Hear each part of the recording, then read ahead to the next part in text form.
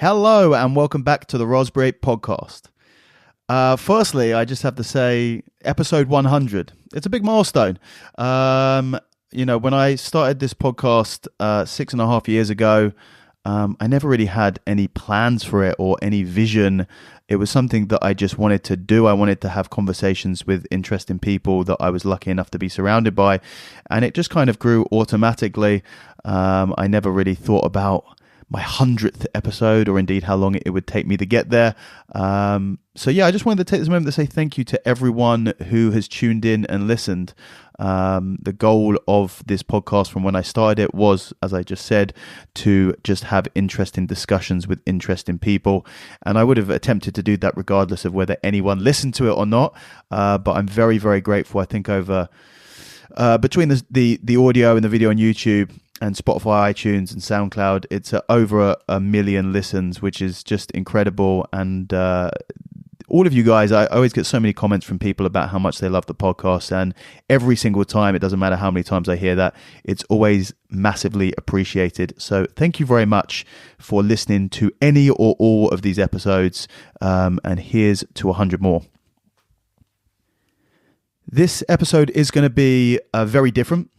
And it's going to be a very special episode for me in particular. Those who know me well will know or have listened to me on other podcasts or have been following my career or even following this podcast from the beginning will be aware of Nicholas Brooks, who is the person that I started jiu-jitsu with and has been my coach the entire time that I've been training. A lot of people may also know that Nick sadly passed away in December last year, 2021. And soon after that happened, I was very lucky to get Nick on the podcast very early on, and it was a brilliant episode. It was, as it always is, chatting to Nick. And soon after he passed, I was thinking about it, and I was thinking how grateful I was that I had that recorded with him, and that conversation will live on as a way to be connected to him. And it got me thinking about, I wanted to do more, and I couldn't have Nick back on the podcast, but I could have some people talking about him who were very, very close to him.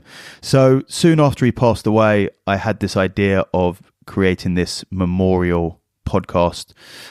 So that's what this is. I never planned for it to be episode 100.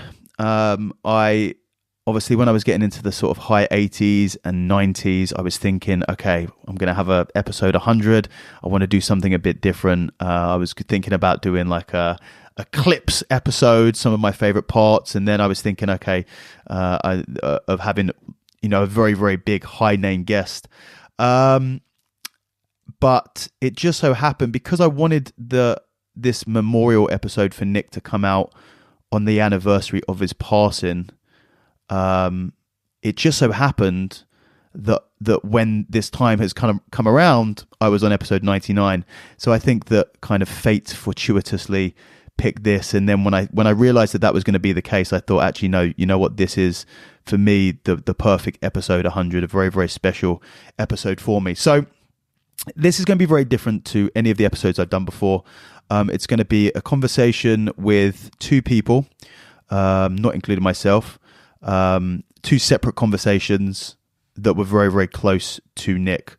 Those people are Chris Hearn, who you're going to hear up first, and the second person is Joao Santos, who we'll talk about a little bit later. So Chris Hearn was technically my first jiu-jitsu instructor, Brazilian jiu-jitsu instructor, I should say, because I started Japanese jiu-jitsu at Mill Hill Jiu-Jitsu Club, which was teaching Japanese jiu-jitsu, where Nick was the head instructor.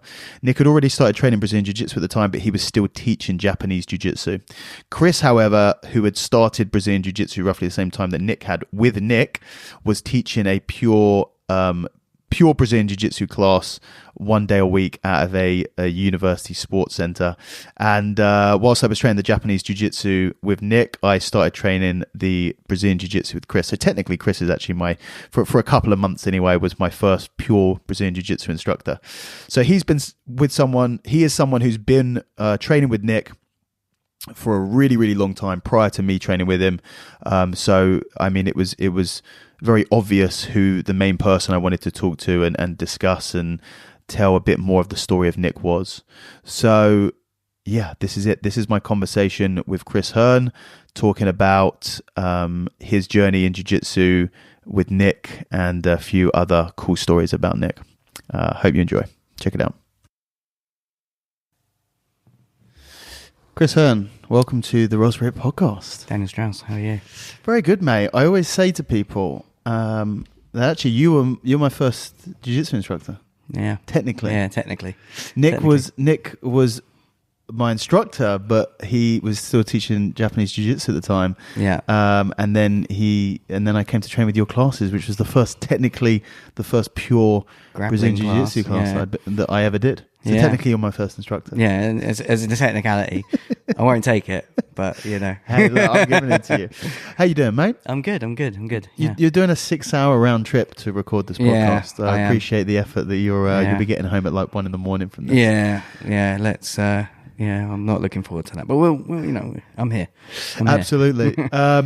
So yeah, I mean, you were I wanted to do this podcast pretty soon after Nick passed. I had the idea because, I thought back to the podcast that I did with him earlier. I can't remember exactly what episode it was, but I'll find out. And I thought it's so cool that that's there. But there's so much more. Yeah. Like Nick was such a character. I feel like there's so much more. And I just thought that, I don't know, maybe that the way that I wanted to express, or the way that I knew to kind of, tell stories and have them recorded is through the podcast. So I wanted to chat to people who knew Nick well. And obviously you were the first person that came to mind because you're basically as old school as it gets with Mill Hill, it was you and Nick to begin with, right? Yeah. So look, just tell me I think what I'm going to ask all the people that I do chat to is, how did you meet Nick? How did I meet Nick? Yeah. What fateful day did the stars align? So it started on I would say it was a November in the year 2000 that I met Nick. What happened was I was working I was doing work experience in an office underneath the boat. You know the boat. Yeah, not many people know the boat. That's the OG Mill Hill BJJ. Yeah, so where Mill Hill BJJ we called it the boat. It was a Sea Cadet Hall. But so it was technically it was I don't know how it works, but there's always officially a boat because it was called the SS Baressa. Yeah, the SS Baressa. It's like how like an embassy in another country is like. Yeah, I guess something along those sort of lines. But it was decked out like a boat, right? Do you remember? It was the weirdest building. Now I think about it. Yeah, it's still there. Is it really? It's still there. Is it still being used as? I don't know. Yeah. I wanted to get in there. Yeah. I went to Mill Hill Park probably about a year ago with my son, and it's still there. And I was like, oh, is there a way I can just talk to someone and work my way in? I haven't found it in yet, but I think we should. We'll get there. We should make it a mission to go back and film it at least, and say, look, this is the kitchen that we used to get changed into, and then there's the 2 changing rooms at the back. Yeah. Where you had 2 changing rooms there, and then they had an instructor's changing room, which was the officer's room on the other side. I'm starting to remember all of it. Like I can close my eyes and I can visualize the stairs. You walk up the stairs. Yeah, up into it. Yeah. And we used to get the mats out at the beginning. Proper old. It was a shared hall. The kids these days have no idea. They're very lucky. There's very few jiu-jitsu gyms in the country, certainly now, where you have to put the mats away after class. That's it. Where everyone has to get up. But back then, it was kind of as unusual to not have to be able to do that than it was to do that now. To have a full-time place was. It was special to have a full-time place. Yeah. So you were working underneath it? Yeah, so I was working in an office underneath there, doing work experience 1 day a week. And a letter came through from Mill Hill Jiu-Jitsu Club to that office. And I was like, oh, there's a Jiu-Jitsu club here. I'd done karate for years prior when I was a kid and wanted to do a martial art again. And that came through. I was like, oh, excellent. I'm going to look this up and try and find out. Now, it's not in the days. It was you could just Google and go on Facebook or Instagram. Those things didn't exist. So how I found out the number, I don't know. I'm sure there was something somewhere that I found out, made a phone call, and I went down there. Now, I was convinced in my head that I was 15 at the time. Okay. But doing the math, that doesn't make any sense. So I must have been 16. Okay. Right. But when I went down there, they were like, you know, we don't normally take people at your age. You need to be a little bit older, but you'll be okay. You can come train. And that was Nick. That's the first time I met Nick. And there was Nick and Barry. So it was Nick Brooks and Barry Hart. You remember Barry? Yeah, of course. Yeah. Those are the guys that ran Mill Hill Jiu-Jitsu Club. Now, it was a Japanese Jiu-Jitsu club at the time. So Ishinru. It was Goshinru. That was the style when it was under Mushin Budo. Okay, Mushin Budo. Yeah, so it was Mushin Budo, and it was Goshinru style Jiu-Jitsu.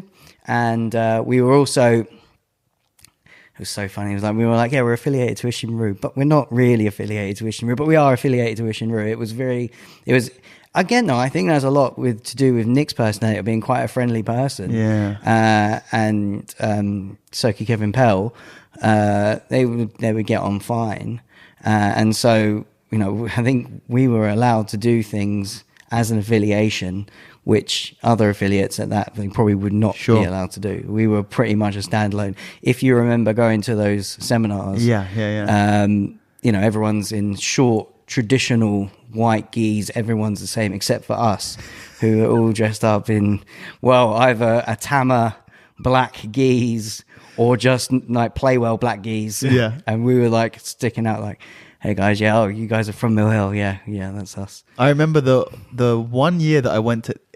It's so funny, Matt. It's a long time ago now, isn't it? That was that was a long time ago. 15, 16 years ago, and I remember going to one of like the not conferences. It was like a big. They call it the Shochu Gaiko, which was in English. Yeah, I think it was kind of like it was international like a big seminar get together. Yeah, and there was like lots of seminars, and there were a lot of people there. And I remember going. You were there with us, and I think I'm sure you were there. Yeah, probably. When we went, and Lubo and Joao, and a couple of other guys, and we were like so excited to go and beat them all up because we were doing like a proper jiu-jitsu. So that was when we were allowed to. We were doing grappling, and it was all back-to-back grappling. Do you remember? Well, no. Because this is what I'd heard is that the year beforehand you'd gone and you'd wrecked everyone. Like all of you guys. So I was getting super excited. We were all getting super excited to just beat everyone up. And they did no sparring at the end. And like the whole weekend was basically to go and beat up all of these Japanese jiu-jitsu guys. But was it the same weekend that Martin Foran, I'm sure that's his name. He's a black belt as well in Brazilian Jiu-Jitsu now. And Chris? No, not Chris Hearn. Martin, he's from up north. He was doing kickboxing at the time, and I'm sure it was you and Nick just who could kick each other's leg the longest. I can't remember if it was there was like a 1-2 leg kick. Yeah. And we were like, it started quite gentle. Yeah. And you're just taking the kick on the thigh. Yeah. And you go 1-2 kick, 1-2 kick. And then we were repping this thing for like 15 minutes. And every single rep, it's getting a little bit harder.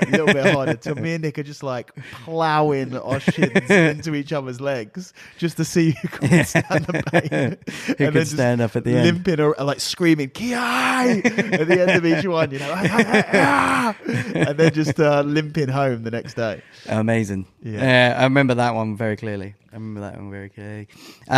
anyway, so that was our affiliation, and that's where I started. You know, and then whilst there, you get to know Nick, and Nick liked grappling, and there was that element to Japanese jiu-jitsu, but it wasn't the main element that you see in Brazilian jiu-jitsu. Yeah. You could almost say the split. I guess it's a little less, but you had the self-defense elements, which were Japanese jiu-jitsu, which were more encompassing in Japanese jiu-jitsu. Yeah. And then the grappling was small. Where in Brazilian jiu-jitsu, you have a self-defense element, but that's Well, now it a lot depends. smaller. It depends. A lot of gyms don't have self-defense. No, yeah, elements. that's true. I'd That's say true. maybe not that much. No, But I'd say a higher percentage don't have it. 100%. Yeah, a higher percentage don't have it. For sure, the majority don't have. They just don't care about this. Like, That's self-defense. And self-defense you know what? stuff. And to an extent, nor did Nick when we were training, when Mill Hill Brazilian Jiu-Jitsu was sort of born. That stuff didn't really get taught much. We knew Nick it. didn't give a shit. No, we knew parts of it, Yeah. but that was from the Japanese jiu-jitsu Yeah, side. yeah. And with the likes of Mauricio, and when we done seminars and stuff like that, they taught that stuff. Yeah. So we knew parts of it, but it wasn't never a...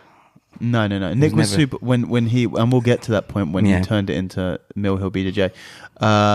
But he was super into sport jiu-jitsu. Yeah, was his yeah, thing, yeah, yeah. competing and Yeah, doing yeah, it as a that. sport. So we, he enjoyed doing the grappling, like we were just saying there, more sport orientated.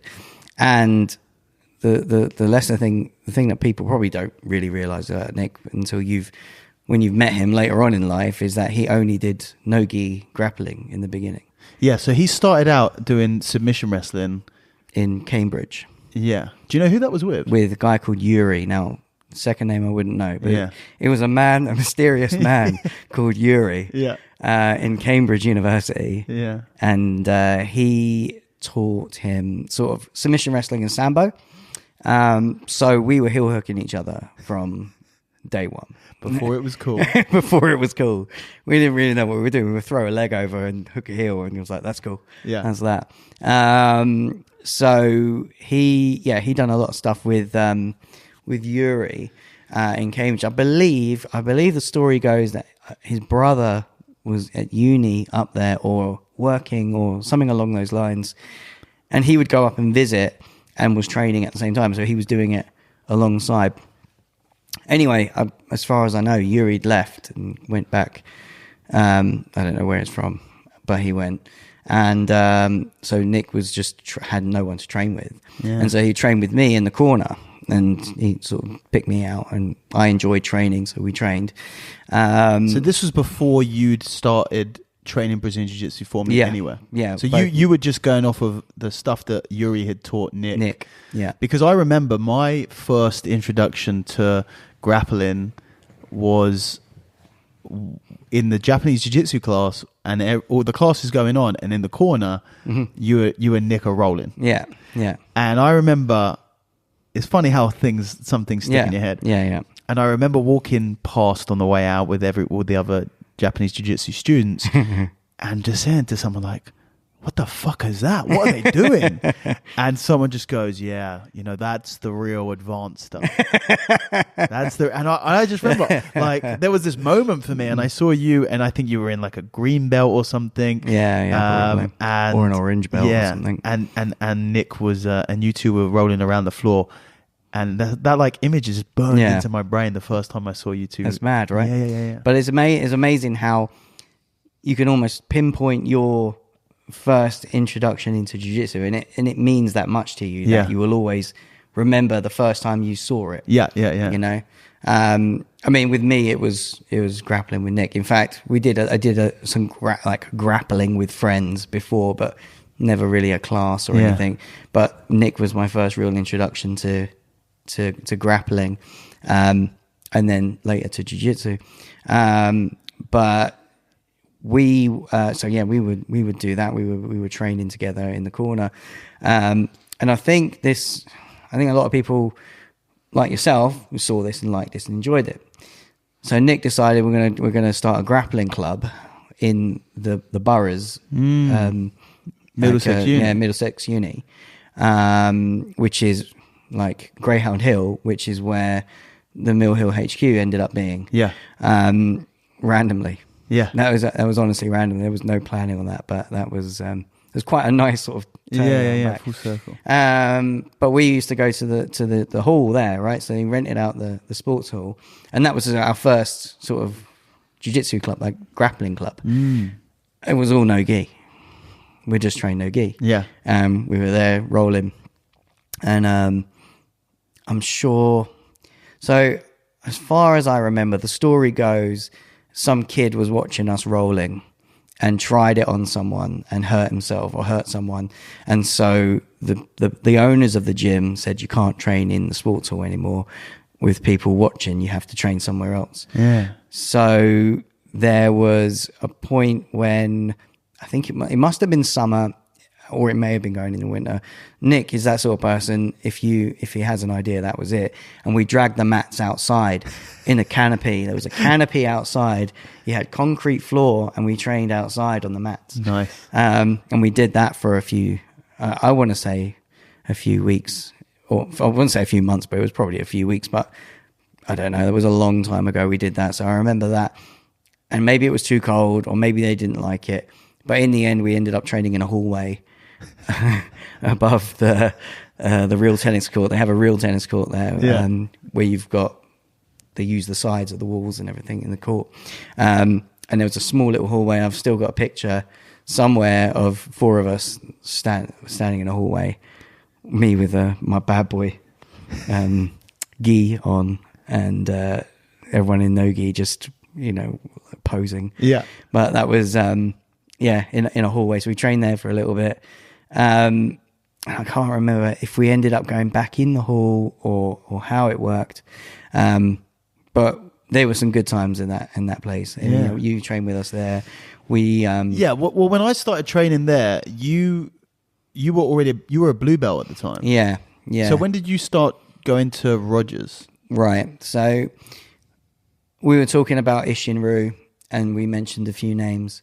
So through Ishinru and Nick going to these seminars, he met Joao Santos. Joao Santos was a blue belt under Robin Gracie at the time. He was over teaching his form of Japanese jiu-jitsu, but he was also a blue belt in Brazilian jiu-jitsu and showed Nick all his gi stuff. And we were like, this is amazing. Yeah, Nick must have been all over that. This is incredible. Yeah.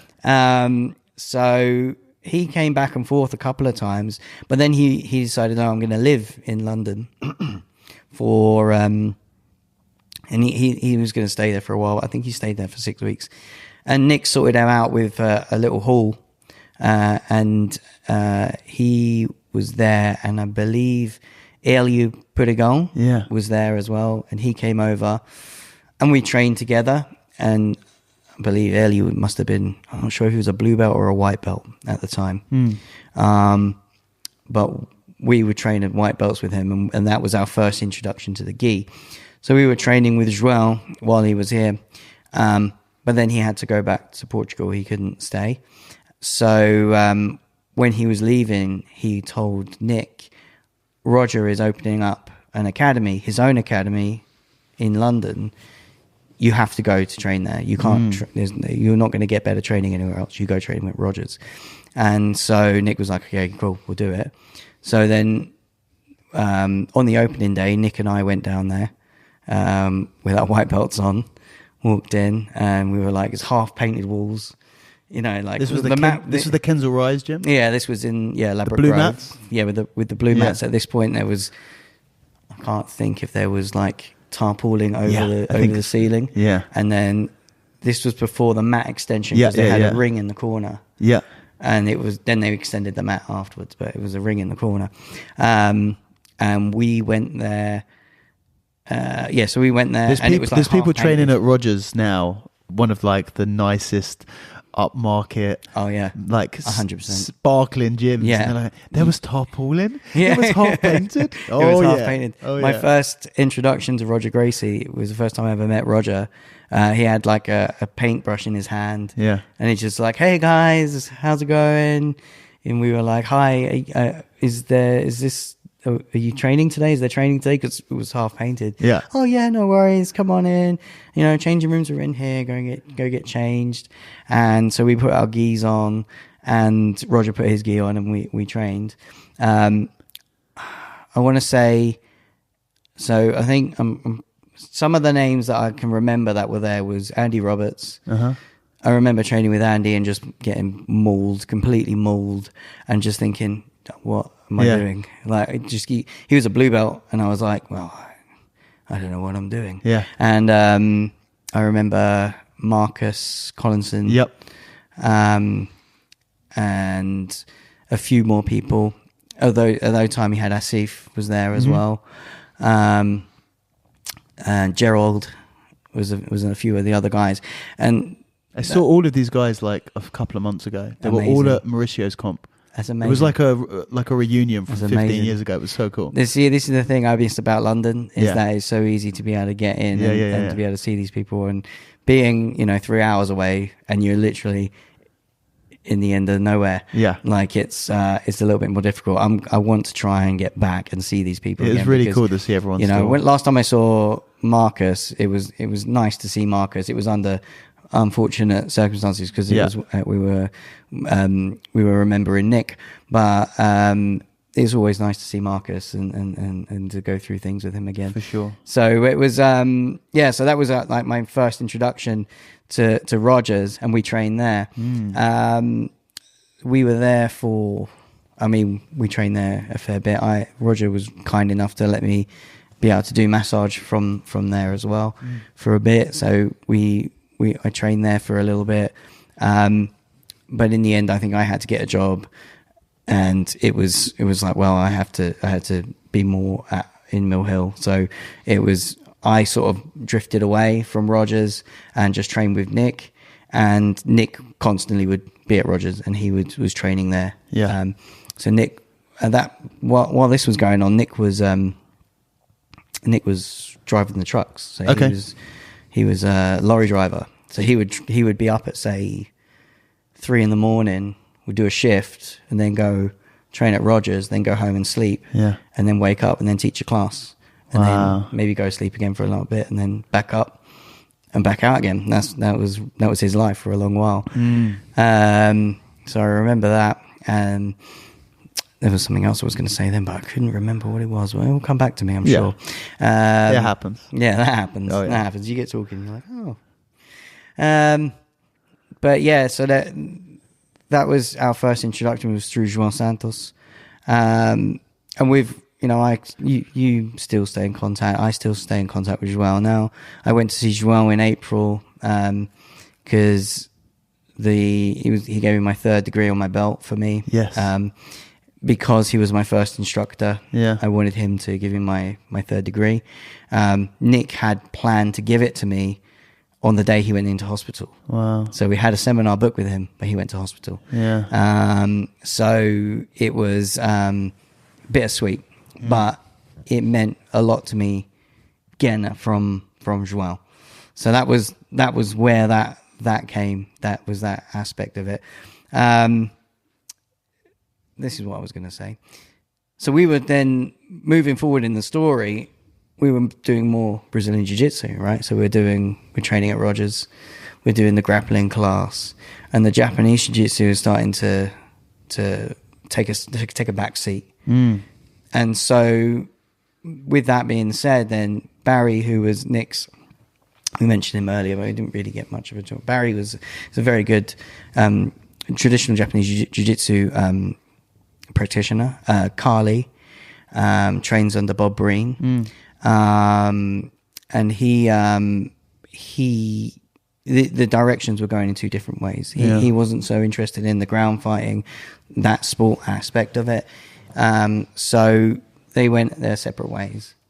And at that point, the classes then became much more grappling centric. It wasn't much of the traditional. Again, Nick really had lost interest in it. Yeah, I mean, and it's not surprising why. When you see the light with Brazilian Jiu-Jitsu, you're like, oh shit, this stuff is what works. I remember the day. That's another thing that I remember really, really vividly. I remember the day that Barry left. Yeah, I remember being told it. Yeah, I mean, did you know beforehand? No.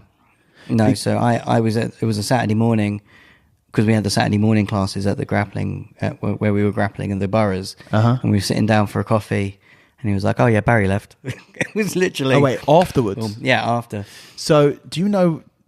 I probably haven't heard this story. I don't know. Like I don't. I mean, I'd been training about 6 months at the time. Yeah. I was maybe 15 years old, and I came in one day, and I think I asked Barry a question, and he says, it doesn't matter, I'm leaving, or something like that. All right, old thing. And he was just like, ciao, this is like my last class, I'm out. Oh wow, really? And he bowed out. I can't remember exactly how it went down. I remember remembering that it happened. Yeah. So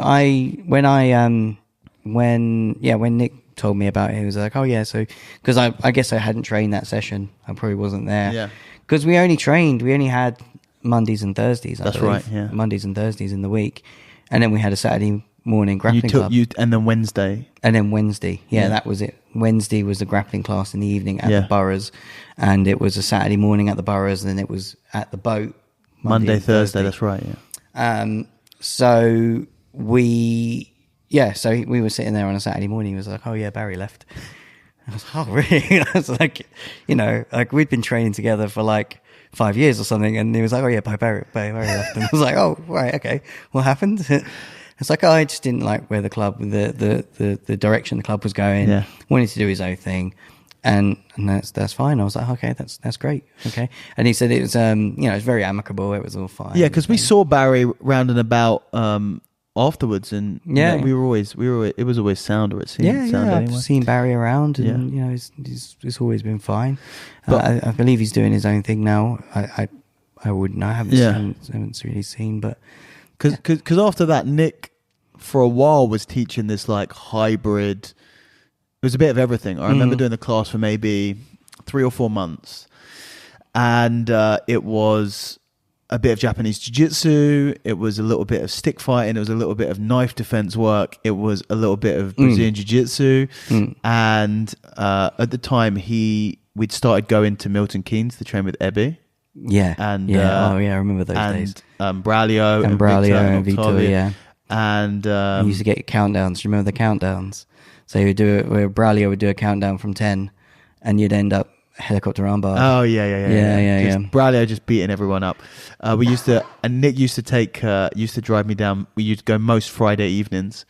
Yeah. And I remember in the car with Nick one day, and he just went, "We're going full Brazilian Jiu-Jitsu." I was like, "What? What are you doing? What are you talking about?" We're going full, fuck the other stuff. We're going full 100% Brazilian Jiu-Jitsu, and that was the start of Mill Hill BJJ. As Mill Hill BJJ. Yeah, well, that was as Brazilian Jiu-Jitsu goes. Yeah.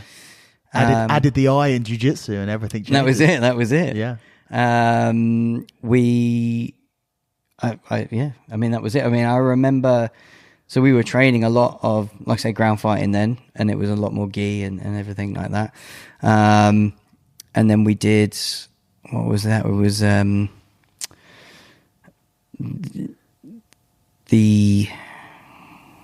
no, that's gone. It'll come back, I'm sure. I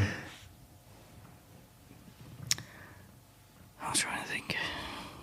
It will come back. Yeah, it will come back. But that was basically it. That was the start of Mill Hill BJJ, and sort of everything else was history after that. I remember at that point, I don't know if we were training mainly jiu-jitsu, or if Barry had left, or mainly Brazilian jiu-jitsu, and Barry had left, or if it was after, or if it was before. But that was when Nick had his blue belt. And do you remember how Nick dodged his blue belt? No. You didn't remember that story? No. It's a good story. Yeah, go on. No, so I remember I went down to Rogers, and Rogers surprised me with my blue belt. Uh-huh. And I was like, oh my goodness.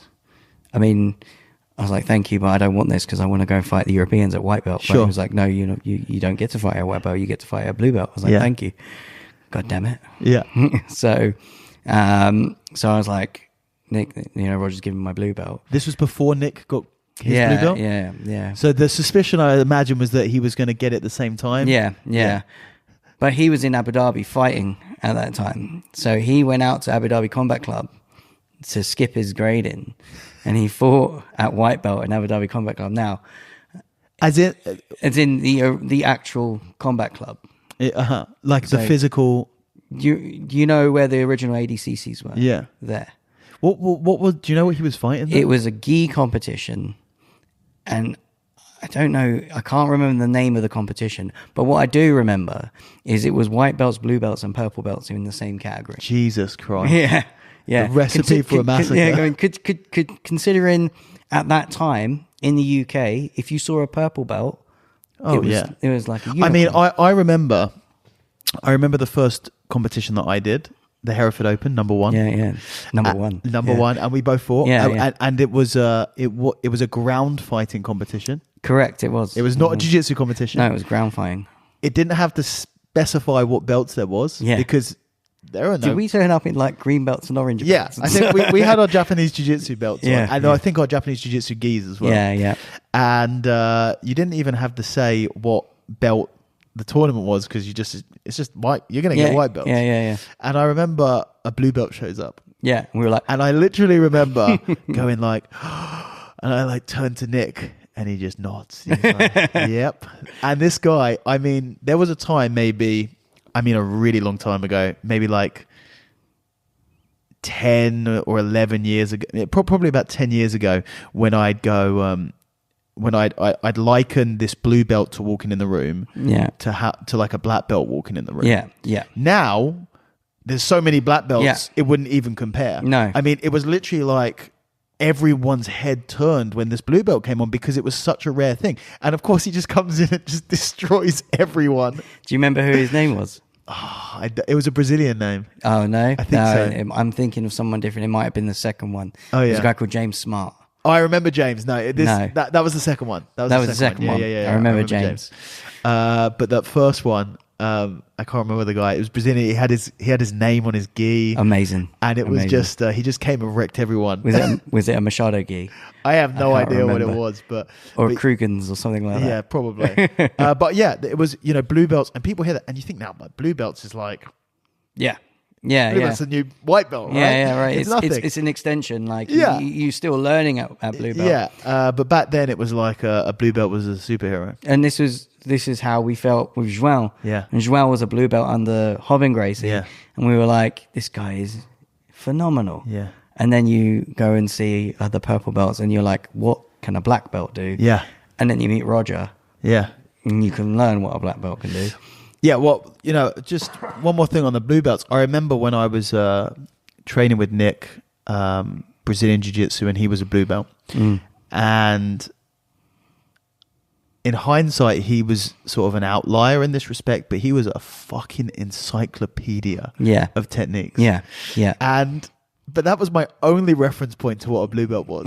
So I'm like, Jesus fucking Christ, this guy's a blue belt and he knows everything. Yeah. And I remember thinking, I was 15 or 16 at the time, I was like, my goal is to be a blue belt by the time I'm 20. You say that? My goal, so my first competition was with Nick in the Europeans at blue belt. Yeah.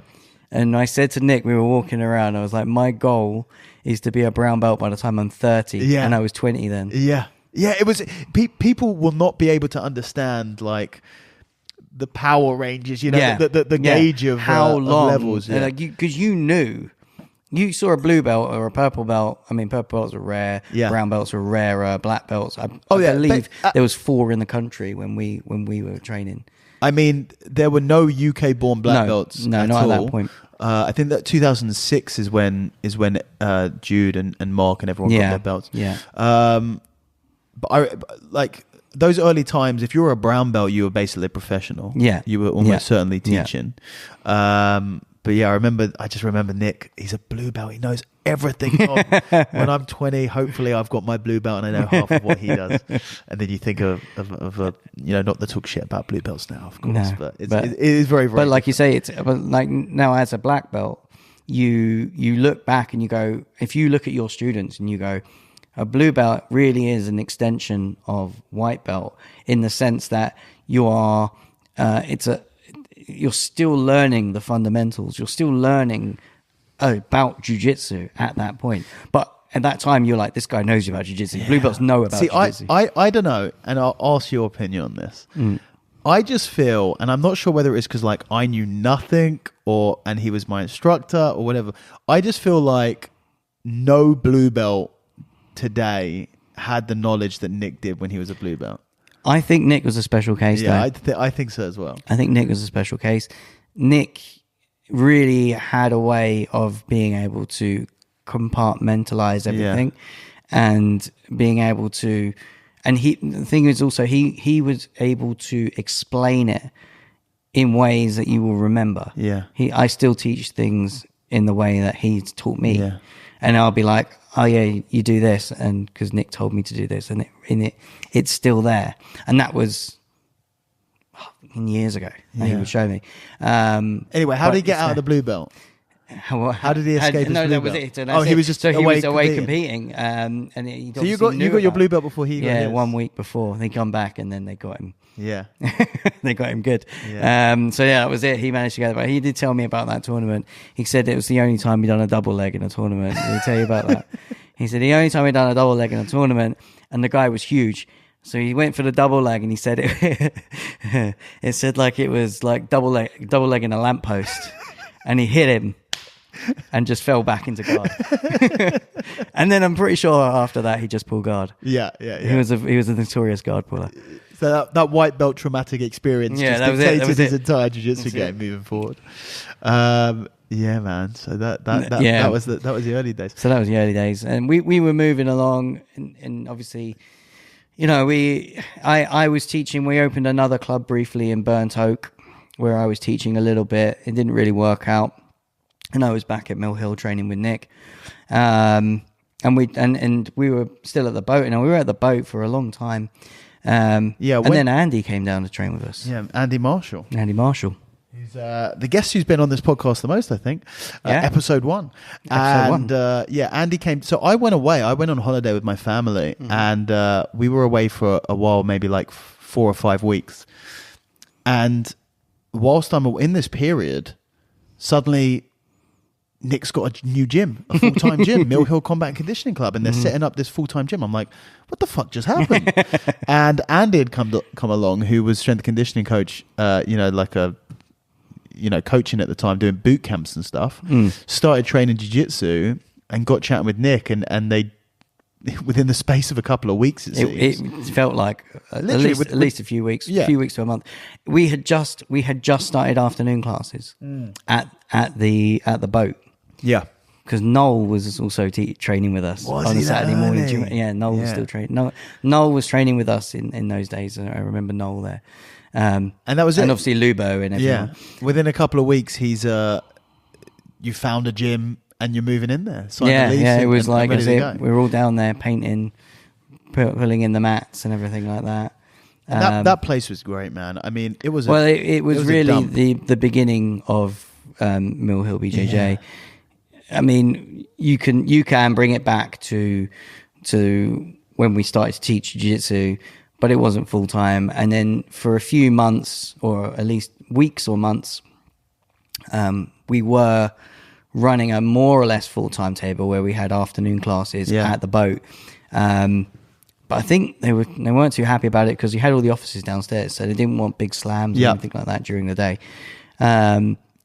So, you know, Andy came along and broke my rib. That was the first time I met Andy. I tell you that story. You know that story. Big strong bastard. Yeah. So I was underneath in half guard. He wasn't even that big then. Yeah. He wasn't that big. Strong though. He was strong. He was strong though.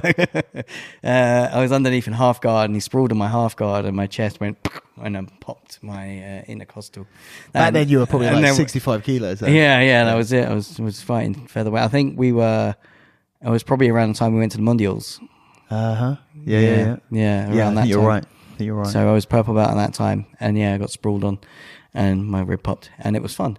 And that was my introduction to Andy Marshall, and that's how I met Andy. Yeah. Anyway, we then they started the place, and it was full-time teaching. I was doing chair massage and stuff I was probably working in Selfridges at that point, but doing my own thing, and then teaching the odd afternoon class here and there to help out. You were teaching, and we were just kind of muddling through between us. But we had a full timetable from the off. Oh yeah, there were like a ridiculous number of classes. There was morning classes, afternoon, early, like daytime classes, early classes, conditioning classes, everything. It was intense, man. It was. Okay, that's the intro. Tell me a few of your favorite Nick stories. Because the thing is had a about few. Nick is that everyone's got an insane number of Nick stories because he was such a ridiculous character. And he just did crazy shit. And I mean, that's what... most of my stories of Nick is just him losing his shit.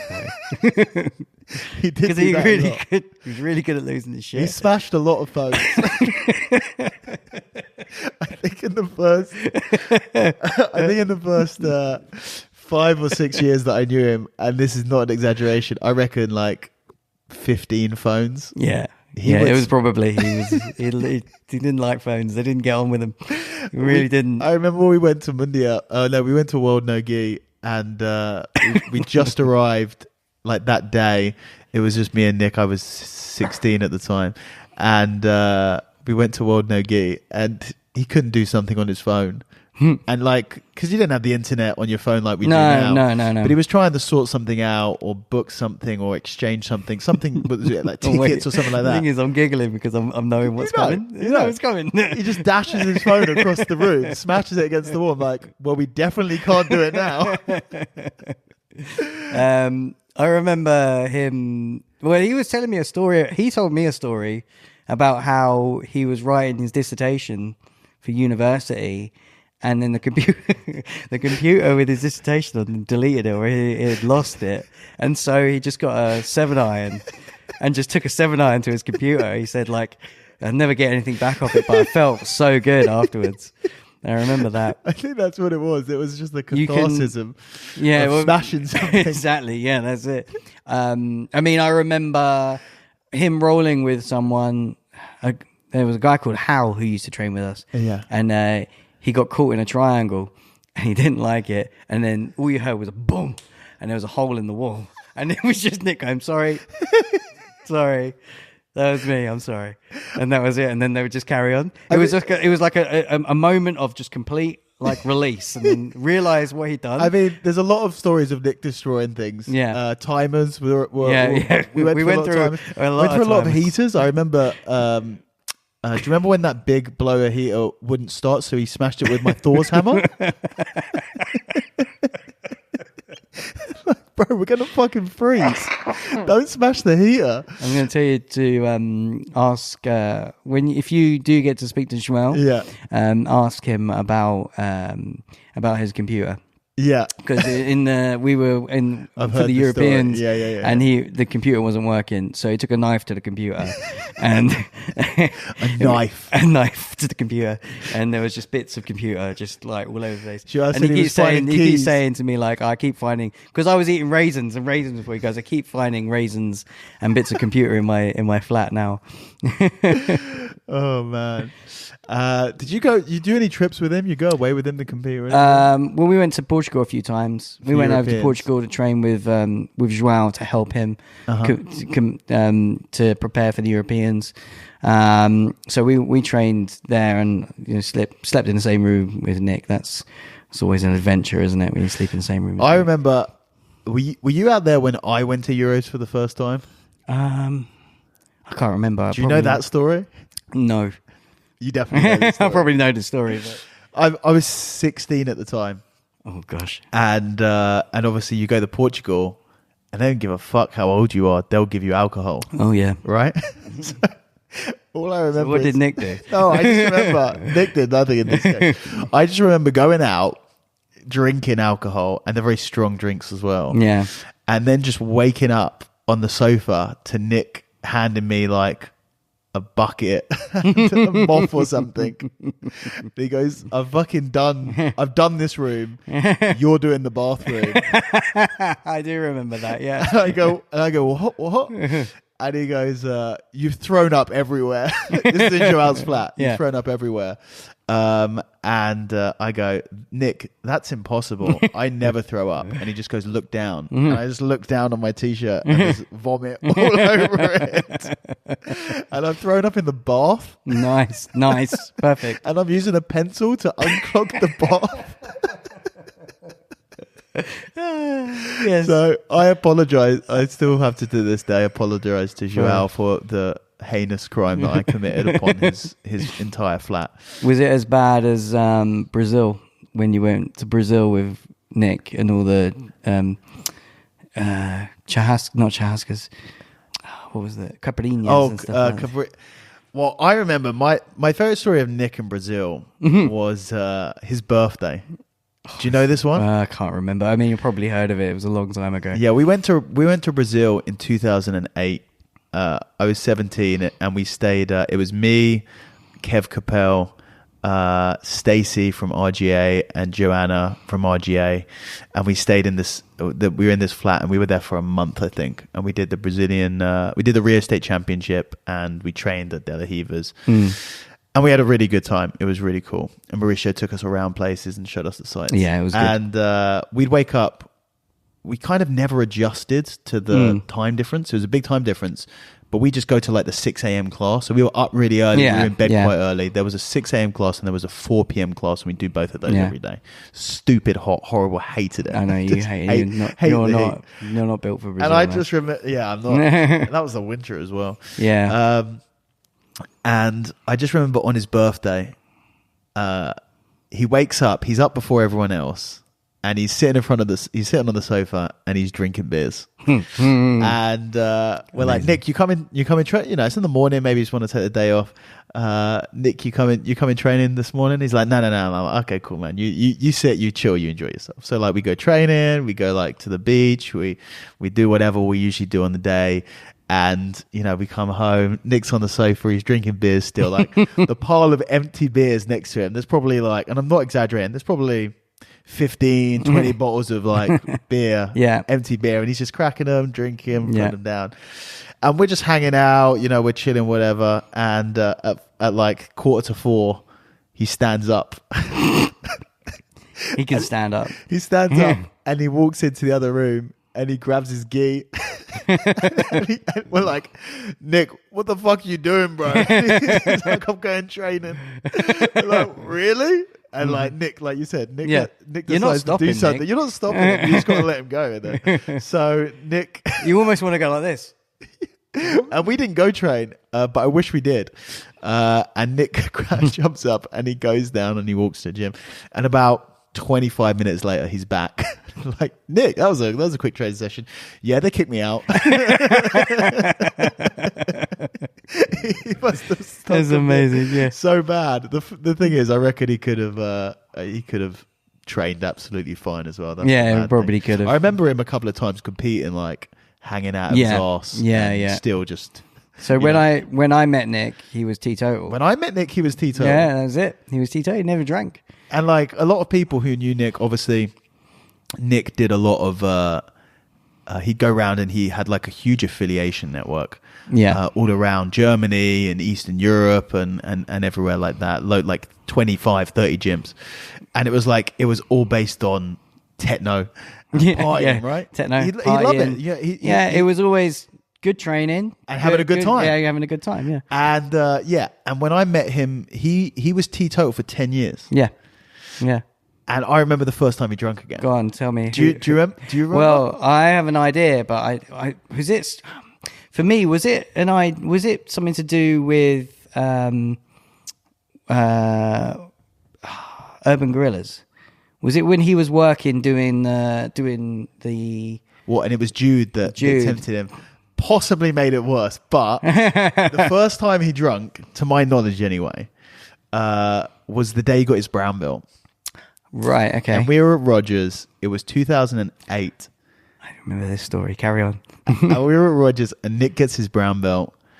And I get changed afterwards, and Nick's driven me there. Yeah. He would drive you there. Like. Nick drove me, the reason, like, one of the reasons why I had such a deep loyalty towards Nick is because he, like, went out of his way to drive me to training and to I was a kid, I couldn't drive. He drove me to training, he drove me to tournaments, he drove me to Milton Keynes, he drove me to Rogers. Like, Nick just took me everywhere. He would do that for everybody, and that was the thing with Nick, is he was so selfless. Yeah. To a fault in a way. 100%. He would always make sure everything he done was for his students. Yeah.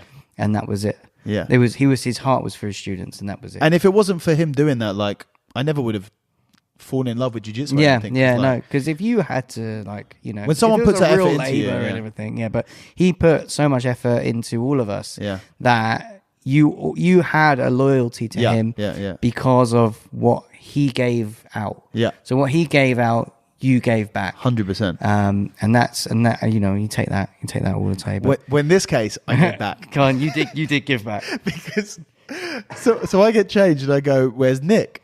And they go, "He's at the pub." I go, "Nick's not at the pub. He doesn't drink."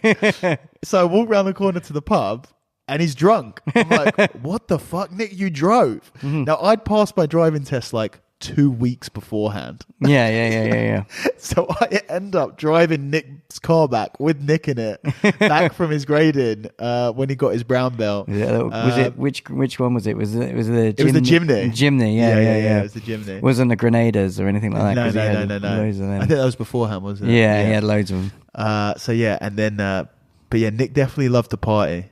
Yeah. After that, that was it. It was changed man. he was different person. I feel like he made up for 10 years of yeah, sobriety. yeah, 100% and more. But yeah, when we met Nick, he told me we would drive everywhere. We would go to Mill Hill Christmas parties, and he'd be stone cold sober. Yeah. Yeah. It's funny, man. I just feel like he was he was a bit all or nothing, wasn't he? Yeah, he is, and he was that guy. He was very to that. But yeah, it was quite something. It was quite something. Yeah, I'm trying to think of. I said I had to limit you to an hour. We're at 50 minutes already, but I feel like we could just talk stories about Nick literally all day. But like I said, I didn't want to make this episode 5 hours long. No, I mean, as much as I loved it, I don't think anyone would listen to it. No. Go on. What other stories? So, I mean, what can I say?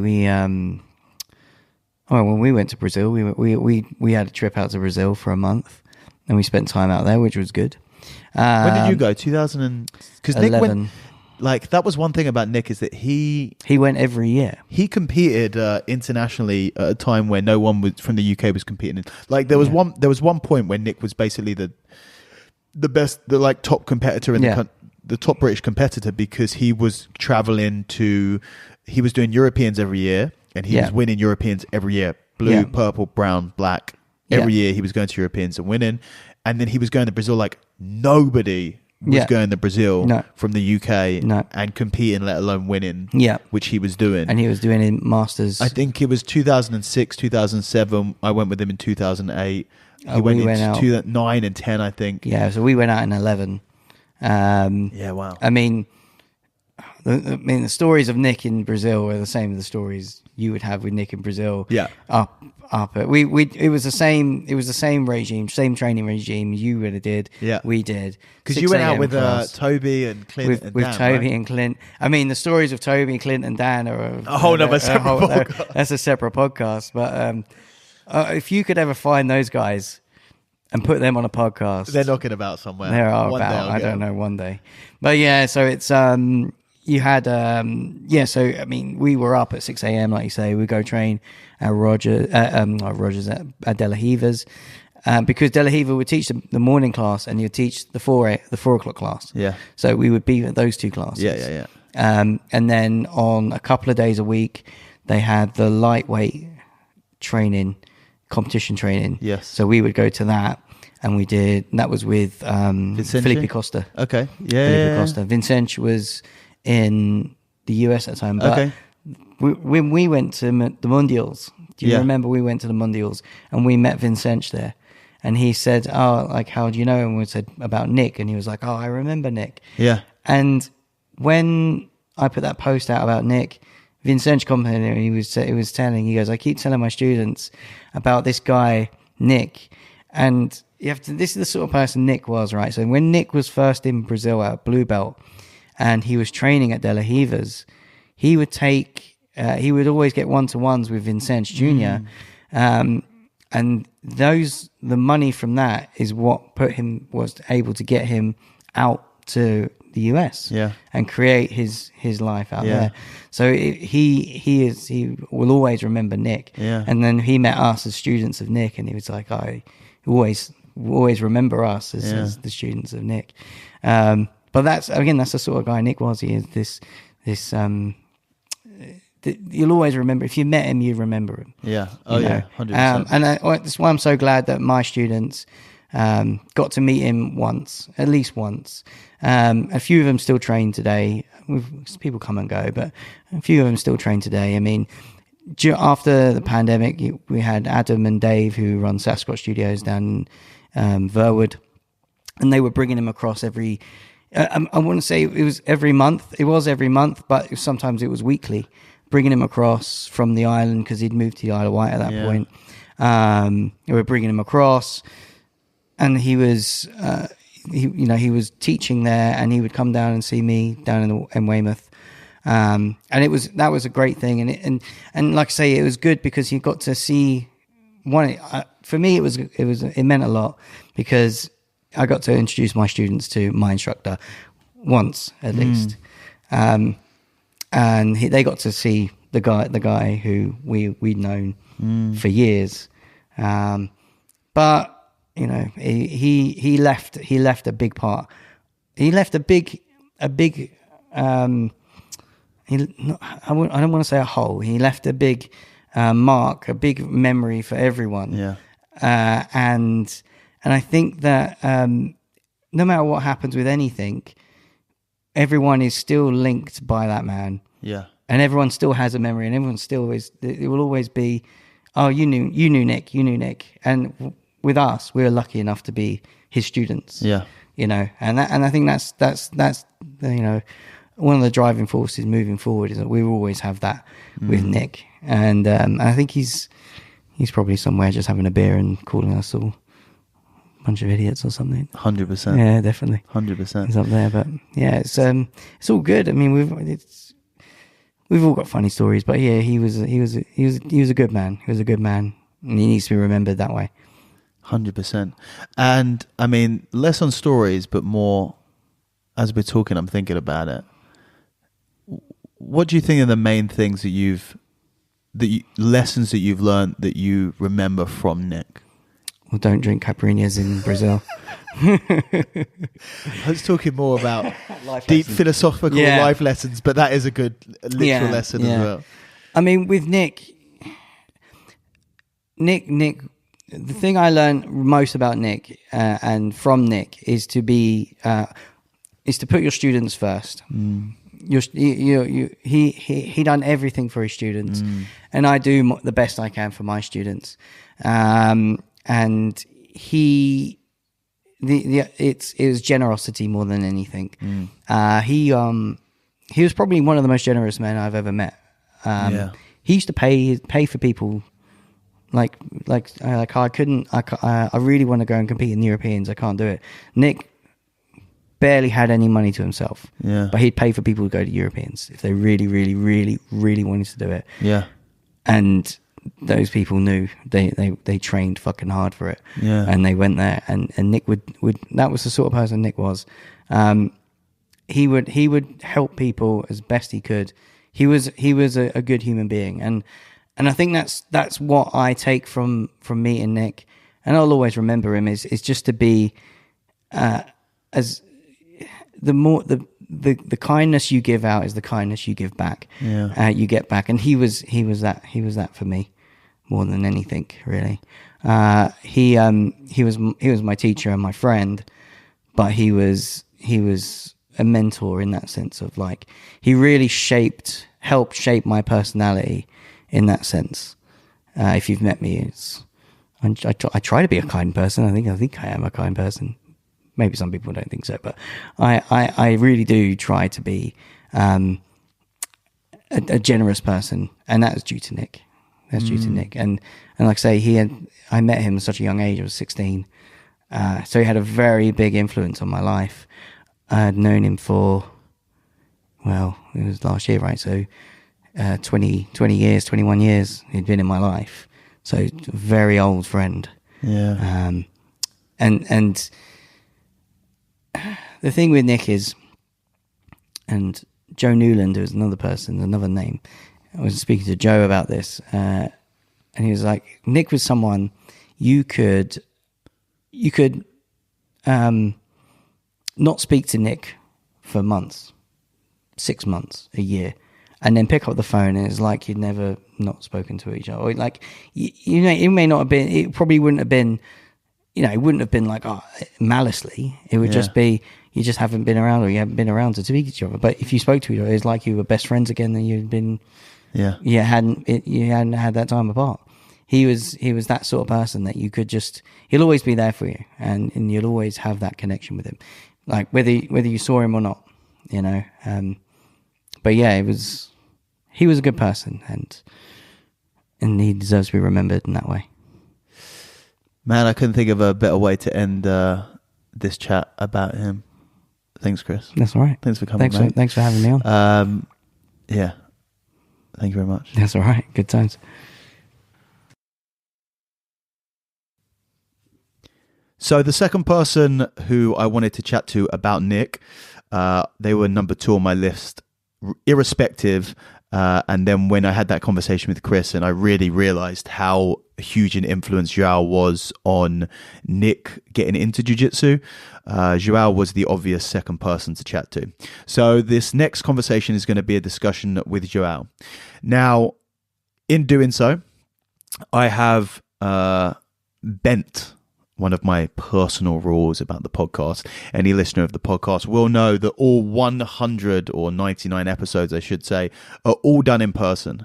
I'm not sure whether it's something I've explicitly spoken about on the podcast, but I feel like I probably have. It's very, very important to me to record all of my episodes in person, because mainly for the sound quality, and also then because I'm a bit of a stickler for that, but then also for that sort of body language communication, having a real discussion in front of someone. However, I have bent that rule on this one very special occasion, and I imagine that it will never happen again. But I just could not. Joao lives in Portugal, and even though he did offer to fly over specifically, if I thought Chris's journey up from down south was a long trip, Joao was offering to fly over to discuss to talk about Nick on this podcast. But I said no, that's I couldn't possibly ask that of him, and instead we decided to record online. So it's not going to be the usual crisp audio that you're used to from this podcast, but for this very, very special and unique reason, I am going to let that slide, and hopefully you guys don't mind too much. So this now is a chat with Joao Santos. Please enjoy. Joao, firstly, thank you very, very much for joining me. Daniel, thank you for inviting me. It's a pleasure. You know, one of the best podcasts I've ever heard from Jiu-Jitsu is your podcast with Mauricio Gomes. Thank you very much. I mean, fantastic. He was an absolute a dream guest to have, for sure. And it took a little bit of persuading to get him on. He didn't want to do it, but I was glad I was able to do it eventually. Mauricio is fantastic, and I'm hoping to get him on again soon. Good. So yeah, it's fantastic to have you on, and the first, and I'm pretty confident in saying the only time I will ever record over the internet is to have this discussion with you for a very good cause. Very soon after Nick passed away last year, I was thinking about how, trying to process it, and Nick's such a interesting character. There's so many stories, there's so much to tell about him, and I just thought one of the ways that I have the ability to do that, because I have the podcast, is that I can get people that knew him well to tell more stories about him, and so that idea came up very quickly. And the two main people that I wanted to talk to was obviously Chris Hearn, because he was who I started training with it was him and Nick were the main guys when I first started training, and then the second one was with you, and then I did the podcast with Chris already. I've already recorded with him, and it only confirmed that I should definitely be talking to you, because it sounds like you are a massively instrumental part of Nick's journey into jiu-jitsu. So let's get straight into it. How did you first meet Nick? Tell me about it. I met Nick first time. We were both in an organization called Ishin Ryu Jiu-Jitsu from Kevin Pell. It's like a English type jiu-jitsu. And I was with my students for an event in England, in London. And we were doing some demonstrations, I think. and Nick was there. I think this was 2001. So I can't Wow. remember. It's been a long time. Mm. So probably in 2001 maybe.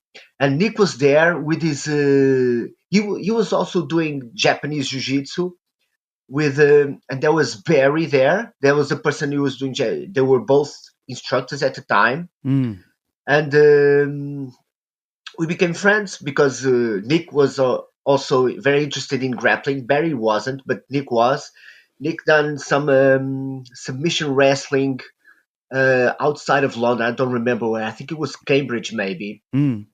But it doesn't. He did it at a very basic level, and he was very interested in grappling. And when he met me, my student Fonseca was there with me also, and we started to talk. And from then on, that's we became friends. Since then, in 2002, I went to live in England. I was living in London. And as soon as I got there, one of Nick's students was the person who got me the house where I was living. And we started training, basically. I was just a blue belt at the time. I got my blue belt in 2001. And Nick was very keen on learning. He liked grappling, so that's how we started. So we'd go to the boat, was Yeah. the famous boat. The famous boat where it all started. Yeah, and we'd put the mats down and train and learn. I would teach him the stuff that I knew. Was everything I knew was pretty basic, but we didn't have the same amount of techniques that people have nowadays. Mm. Those were different times. There was no internet, no YouTube. The most you'd get maybe a VHS tape, and but I was showing him the stuff that I knew, and we started from there. Chris Hearn also started to train with us. So I was teaching jiu-jitsu to Nick. He was teaching me boxing.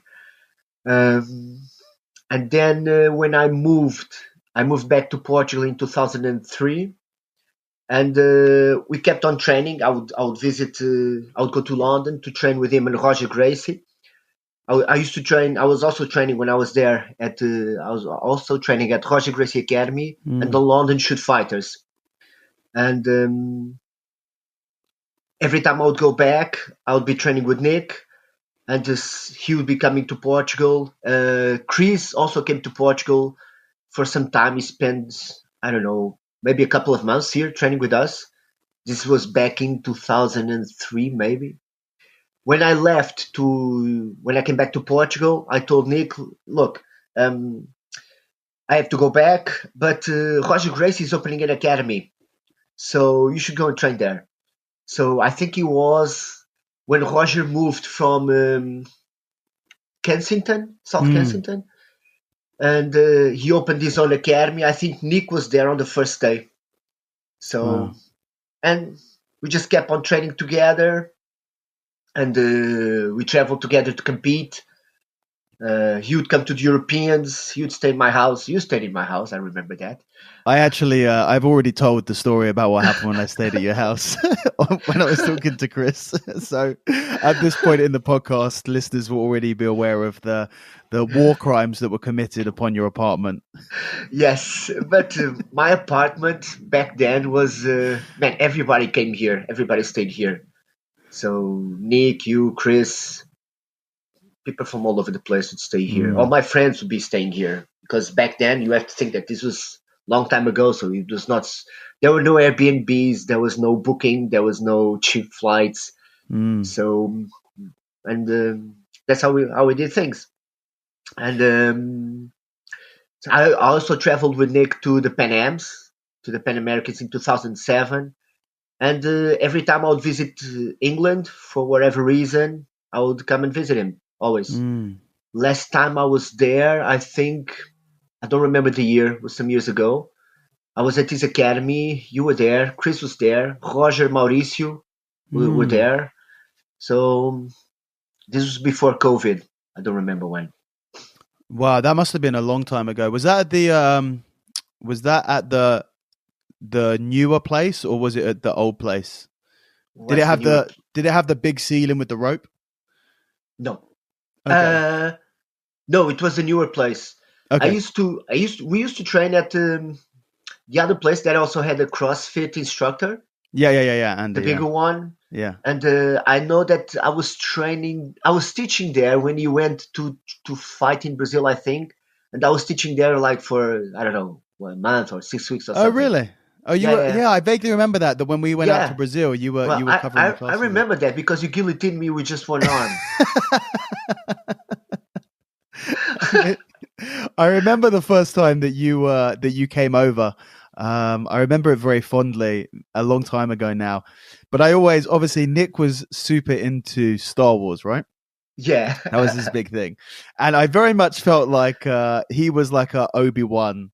And when you came over, you were very much a Yoda, and he told me these stories of the person who got him started in jiu-jitsu, and it was you're a very mythical figure when you eventually came over and I met you for the first time. I mean, I was Really? like I was like 14 or 15, 16 at the time, No, you were and 14. yeah. It was really, really early, and we got those really cool pictures still of you choking me out. The black and white pictures from the boat. Do you remember those? Oh, yes, I do Yeah. remember. I I still do got them. remember. But Yeah, yeah, yeah, yeah. I literally remember. It's funny how some stuff sticks in your head, but I remember you coming over and like we went and picked up we went and picked up Yoda, and he's very wise, and he was great at jiu-jitsu and stuff like that. And so yeah, I remember it well. I mean, you were talking about, obviously you were essentially, I guess, Nick's first Brazilian jiu-jitsu instructor. I Yeah. know obviously the story about how he started with submission wrestling in Cambridge for a little while beforehand. Mhm. But I've never asked anyone, and I guess because I've never had the opportunity, because no one would have had the reference point at that stage.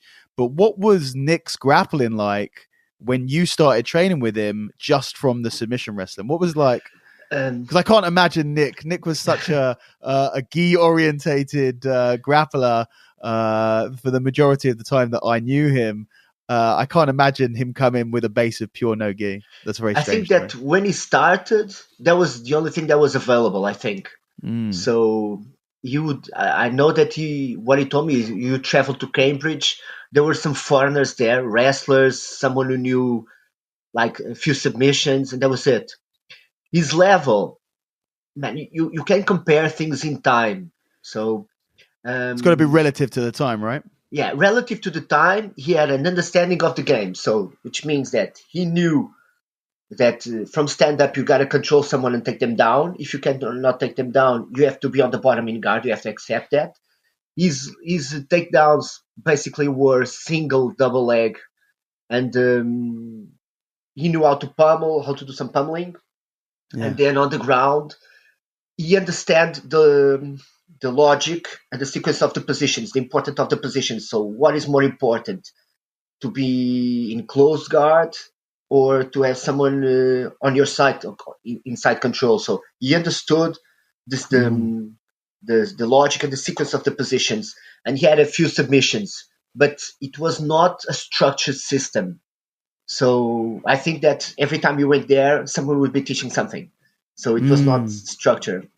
And when we started, we trained gi and no gi, and his adaptation to gi, he was in the classical jiu-jitsu, Japanese jiu-jitsu that he was doing.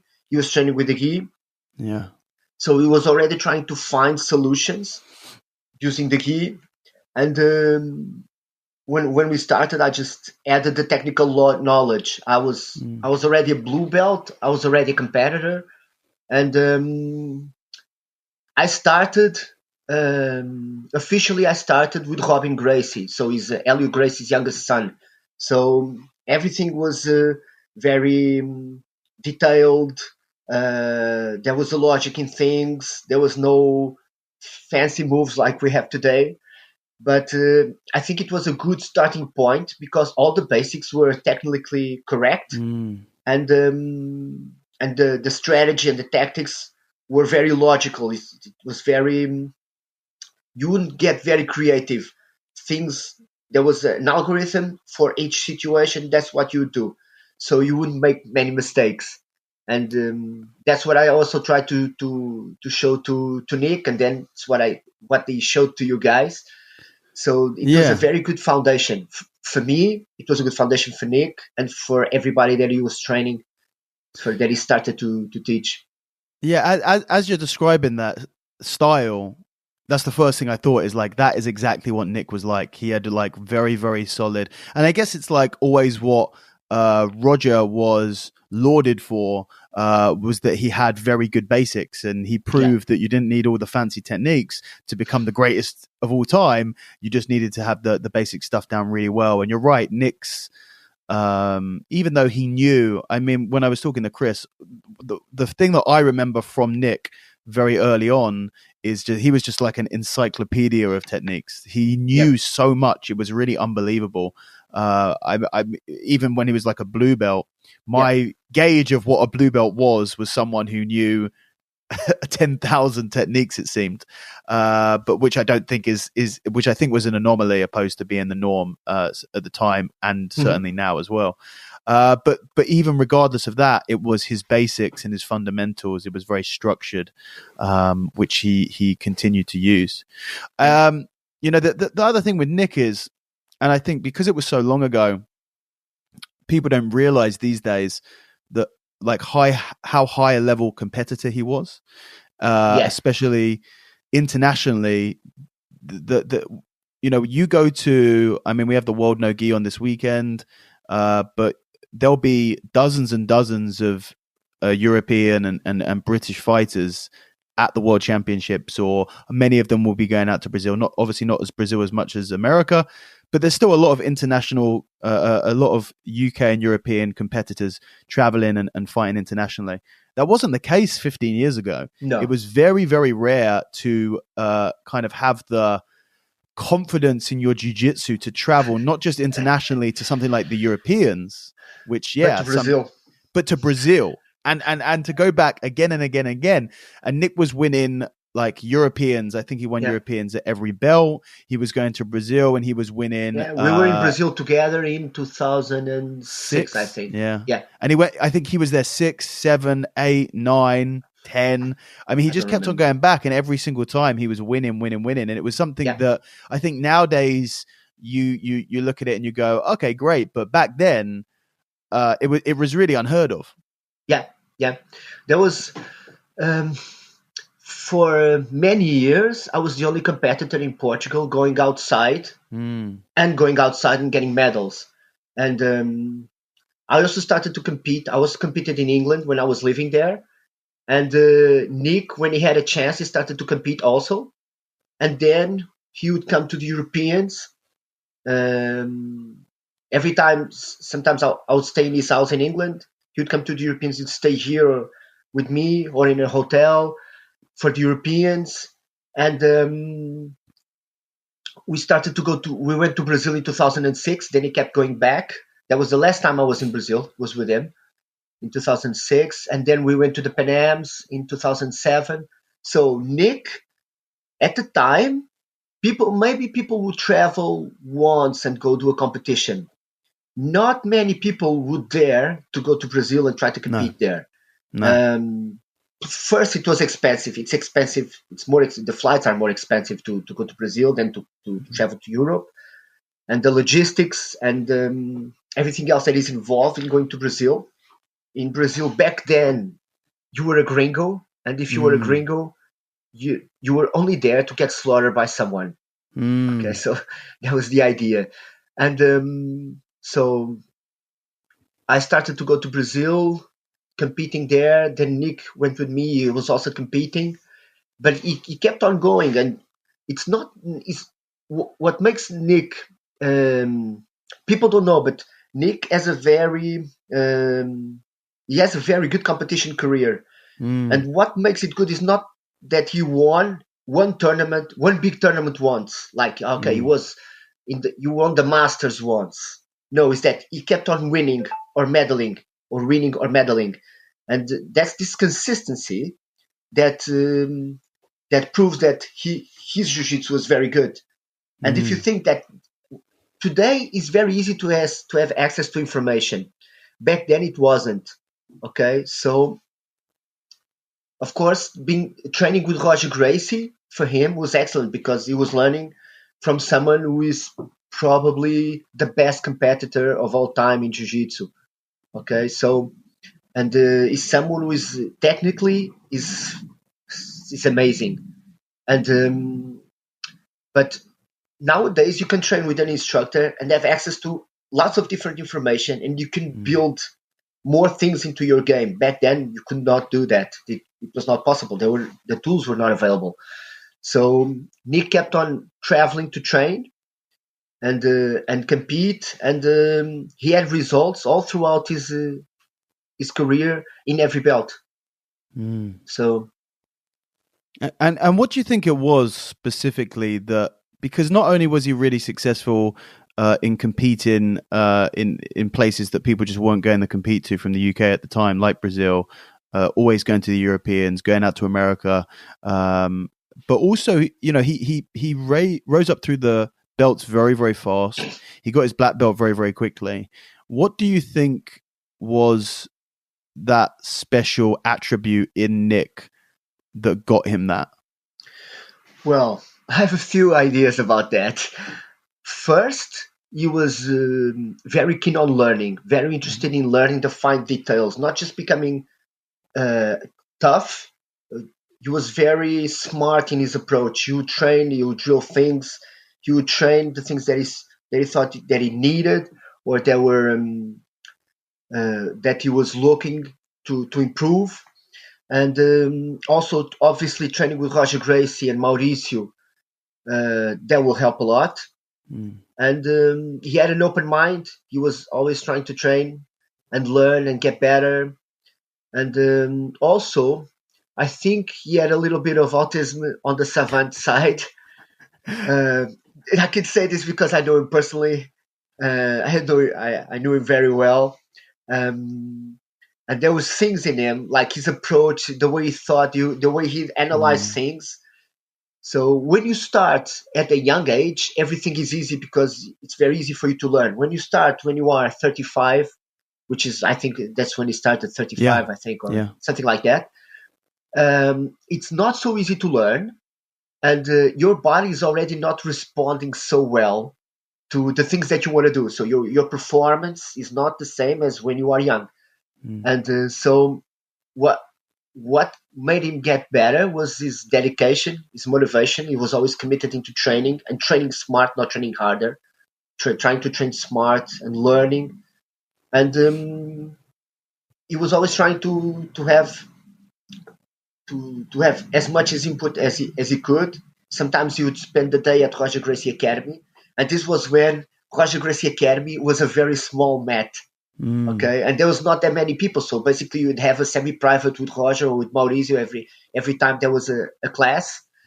You'd have a semi-private with them, and also so all the inputs, the quality of the inputs, the way you process the information, the way you think, you analyze, and then how you try to materialize the things that go in your head, and also the fact that as soon as you could, you got exposed to other instructors, other trainings, like when we went to Brazil or we went to um, to the United States, and we kept on training together also.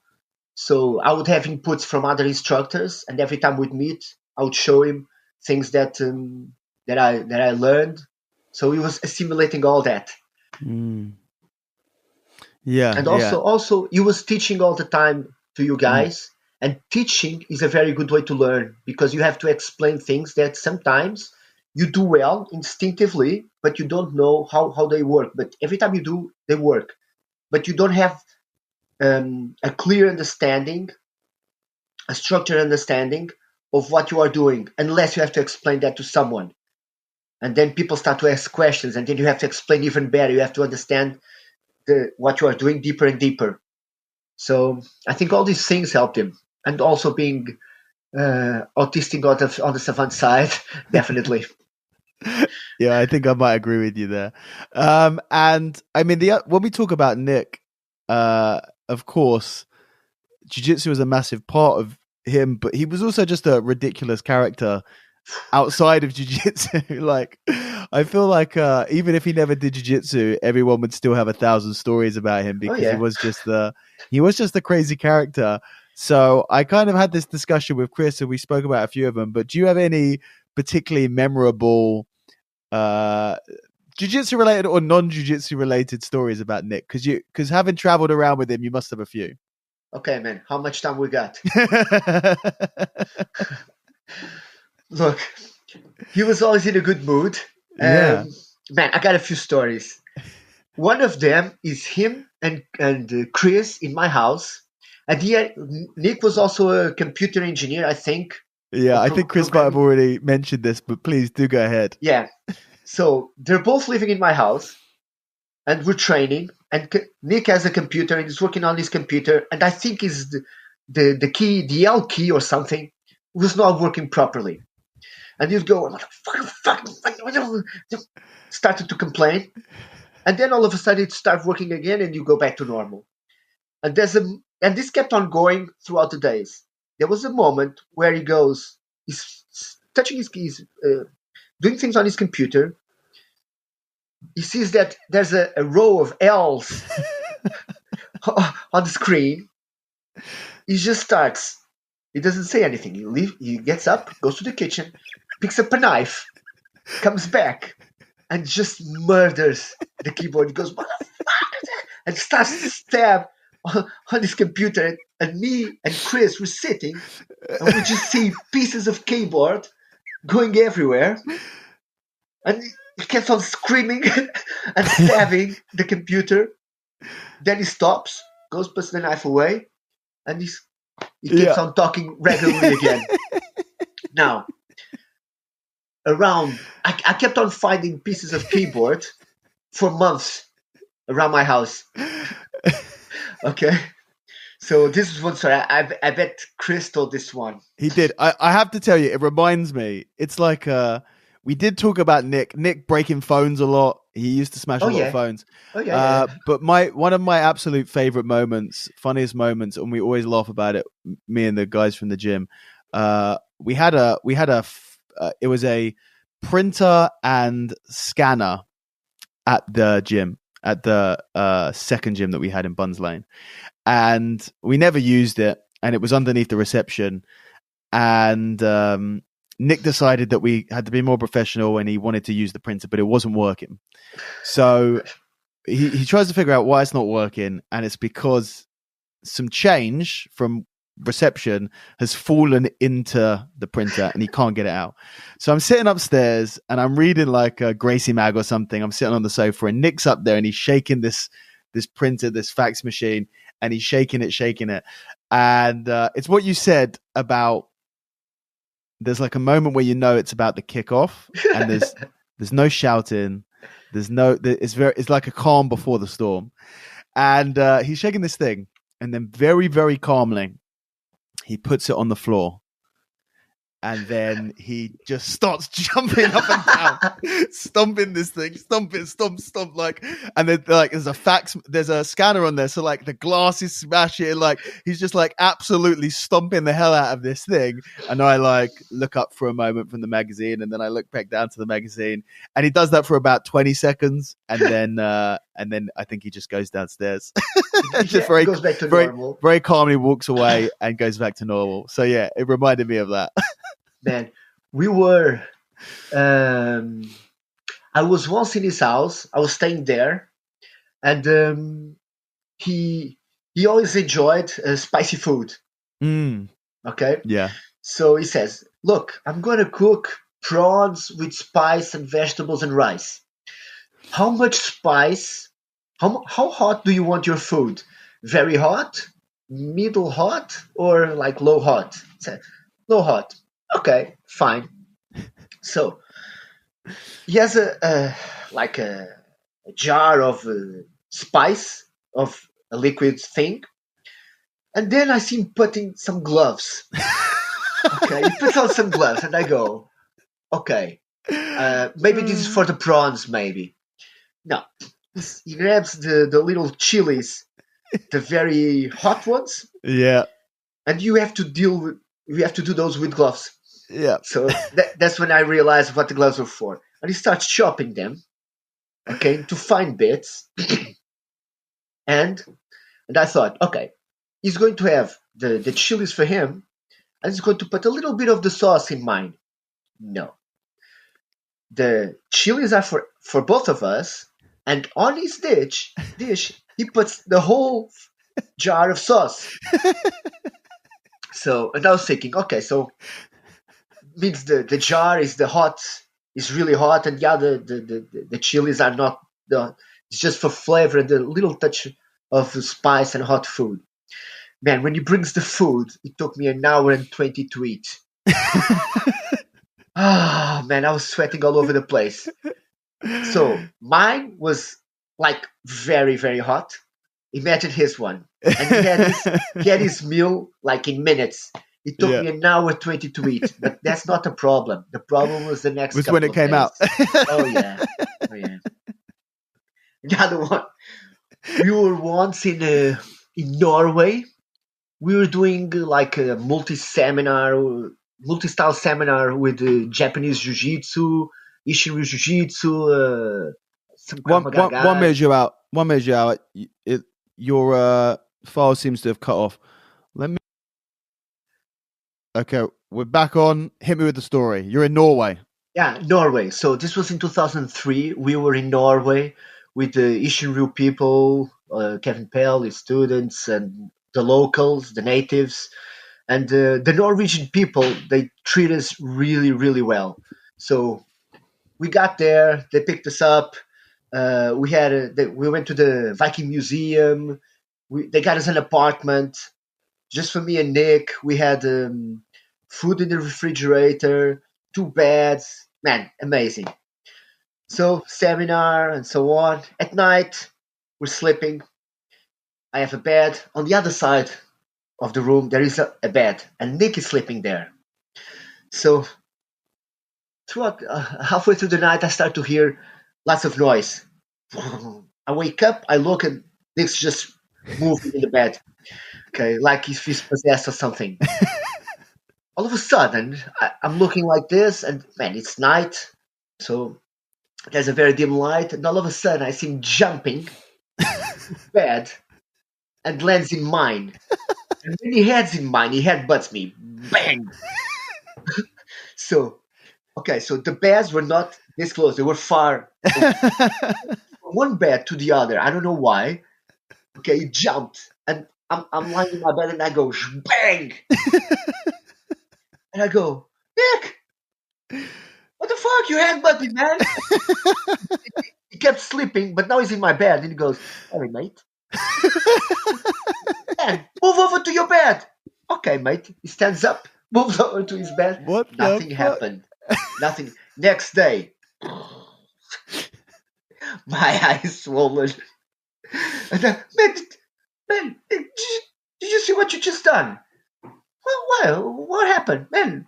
During the night, you just headbutted me, man. Oh, sorry, mate. Sorry, mate. Nick, No recollection of it. no. It was just like a really extreme sleepwalking. I don't know. Sleep flying. Sleep jumping, flying, anything. Okay. What do you think? He's like when a dog is sleeping and they're chasing. They start going like this. Do you think Nick's just doing jiu-jitsu? I mean, it wasn't Probably. much for flying technique, so but maybe Probably. who knows? Maybe in his dreams he can do flying triangles and stuff. Yeah. But look, this was every single time there was stories with him. I remember we went somewhere once for a seminar or something, and in the hotel room there was a box where there used to be a refrigerator or something. So he only stopped when he managed to fit himself there. And now Nick is not. If you said, okay, we got Joe inside the box, fine, Joe is not that big. No, Nick was tall and long, so he managed to bend himself and get himself inside the box. Nick. Yeah, he was always. I feel like Nick was perpetually childlike in his nature. He never, even into his mid-50s, he never forgot how to have a good time and find sort of the juvenile funny side of life. And do you remember how he got dressed when you were fighting the ADCC? Oh yeah, of course. He dyed his hair. He had a mohawk. I think he had a one red contact lens because obviously the Raspberry Ape is very red themed. And yeah, I think he dyed he bleached his beard and hair, and then I think dyed them red on top of Yeah, it. yeah. He had a red goatee. And the red suit. And the red suit. It And was the big hair, a hat, a big hat. yeah, he was he was a man of many costumes, that's for sure. And apparently you wanted to be in your corner dressed Yeah. like that, and the ADCC told him we couldn't. Yeah, I think you're right. Actually, you're right. He had a big hat and a big and a full red suit. Yeah, full red suit. Yeah, and he had to go and get changed and put on I think he put on a t-shirt and shorts. Yeah, something like that, because they wouldn't allow him to do that. I mean, you have the opportunity to corner someone at ADCC. You want to go in there looking as memorable as possible, right? Well. So, Joao, I don't want to keep you for too much longer. I know you've got somewhere to be, but so one of the last questions that I asked Chris when I did his part of this was, what is one of the things that you've learned the most from Nick? What's one of the things that you'll remember, And people think that I was Nick's instructor. Yeah, I showed him, I started to show him jiu-jitsu, but basically we were training partners.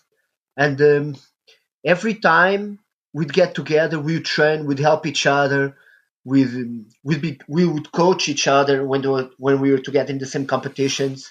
And I remember, man, that one day I had no training for the Europeans. I had no training partners. I had no training. This was in 2005.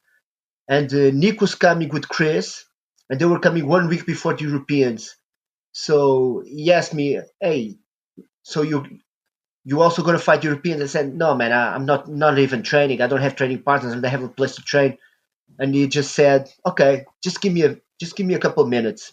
So he changed his and Chris' flights and came 2 weeks before the Europeans, and well in advance to help me train. So we did 8 trainings together, and I managed to win.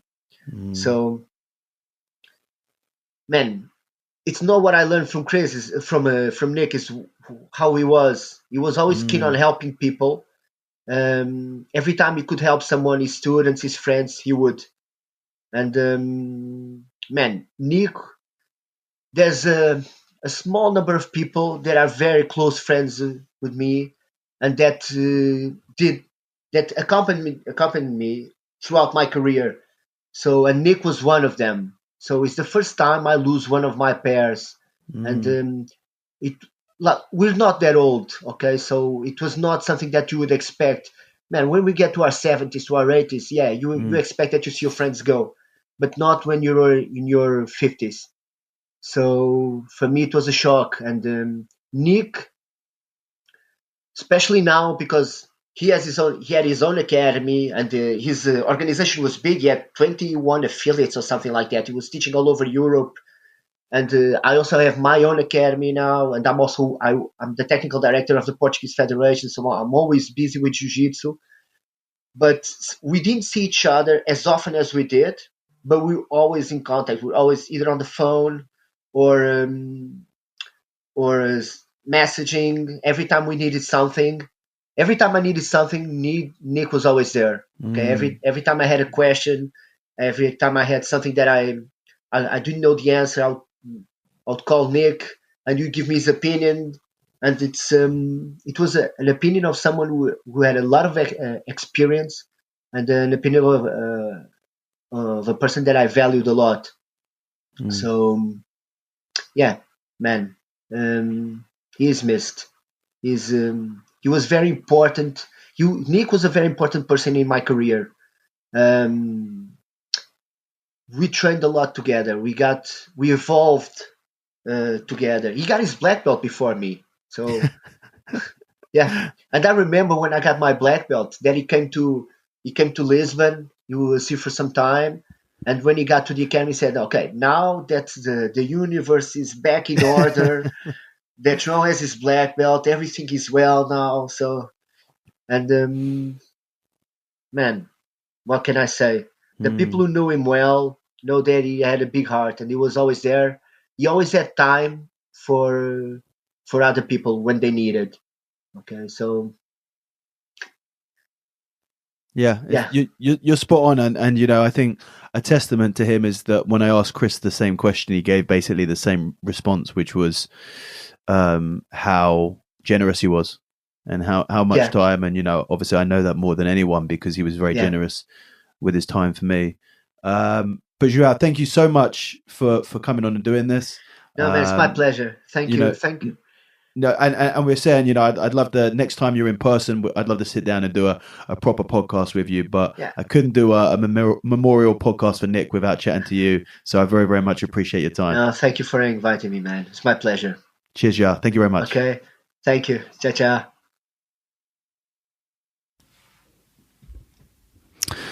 So I thought that I would finish off this episode talking a little bit about Nick myself. It's a little bit bizarre for me because for all the podcasts that I've done, both my own and on other people's, I've never spoken alone. I've never just stared into the abyss of a microphone and a camera by myself and spoken.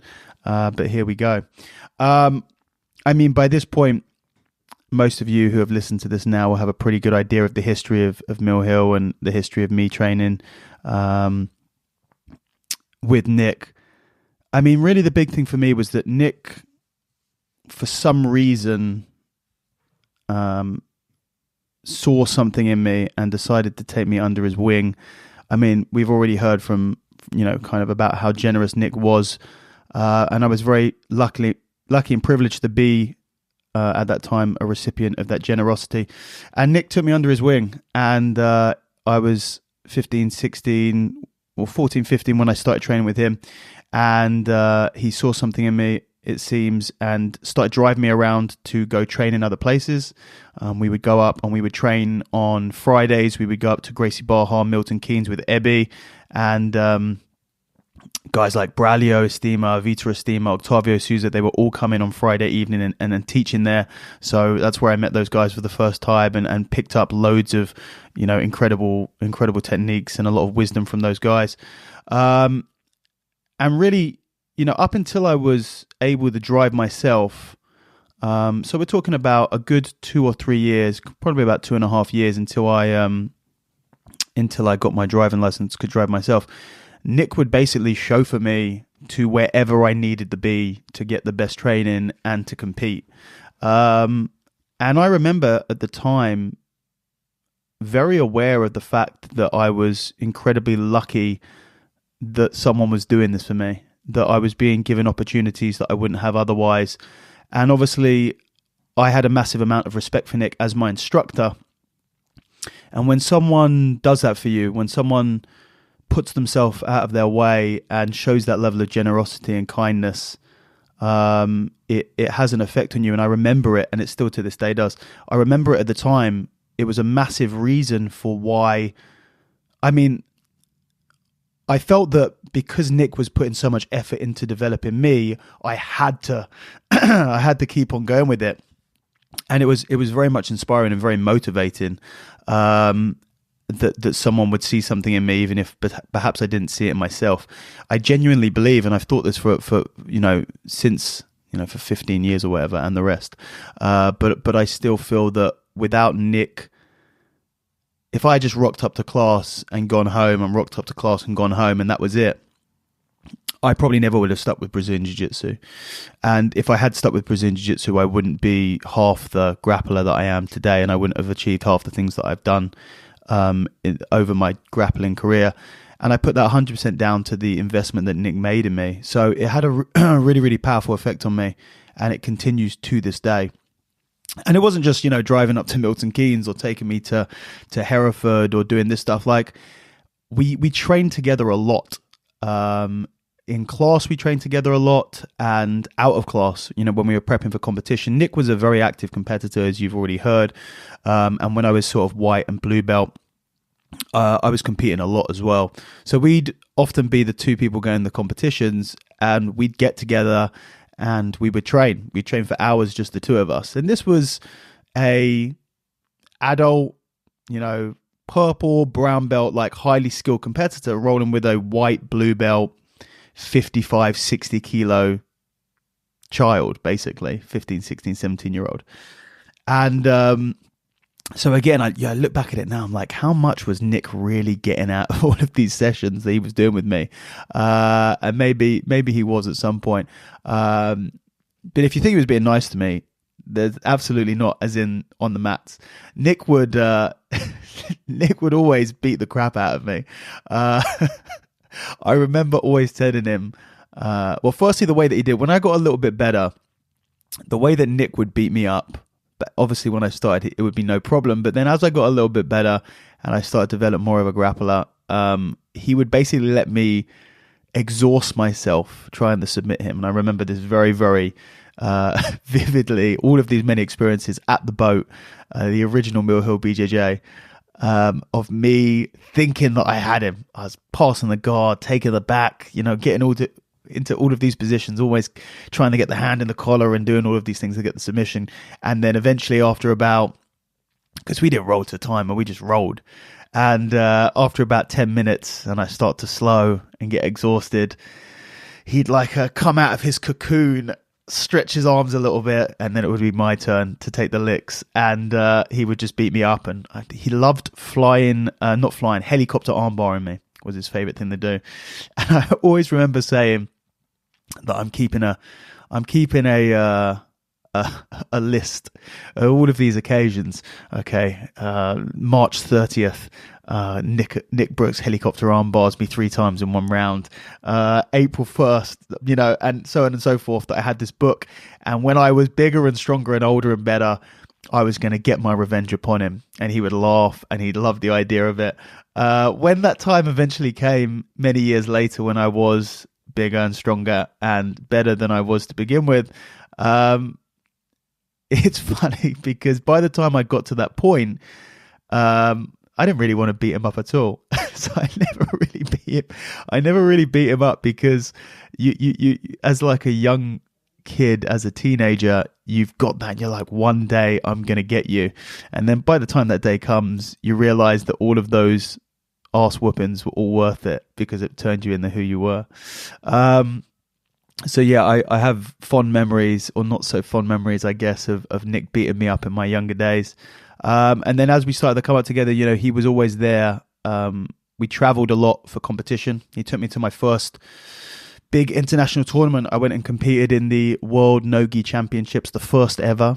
This is how far back we're going. The first ever World No-Gi Championships. I think it was in 2007. I was competing in the juvenile division, and we weighed similar at the time. I think my division was 66 and his was 67, and man, we were so close to the weight the entire time.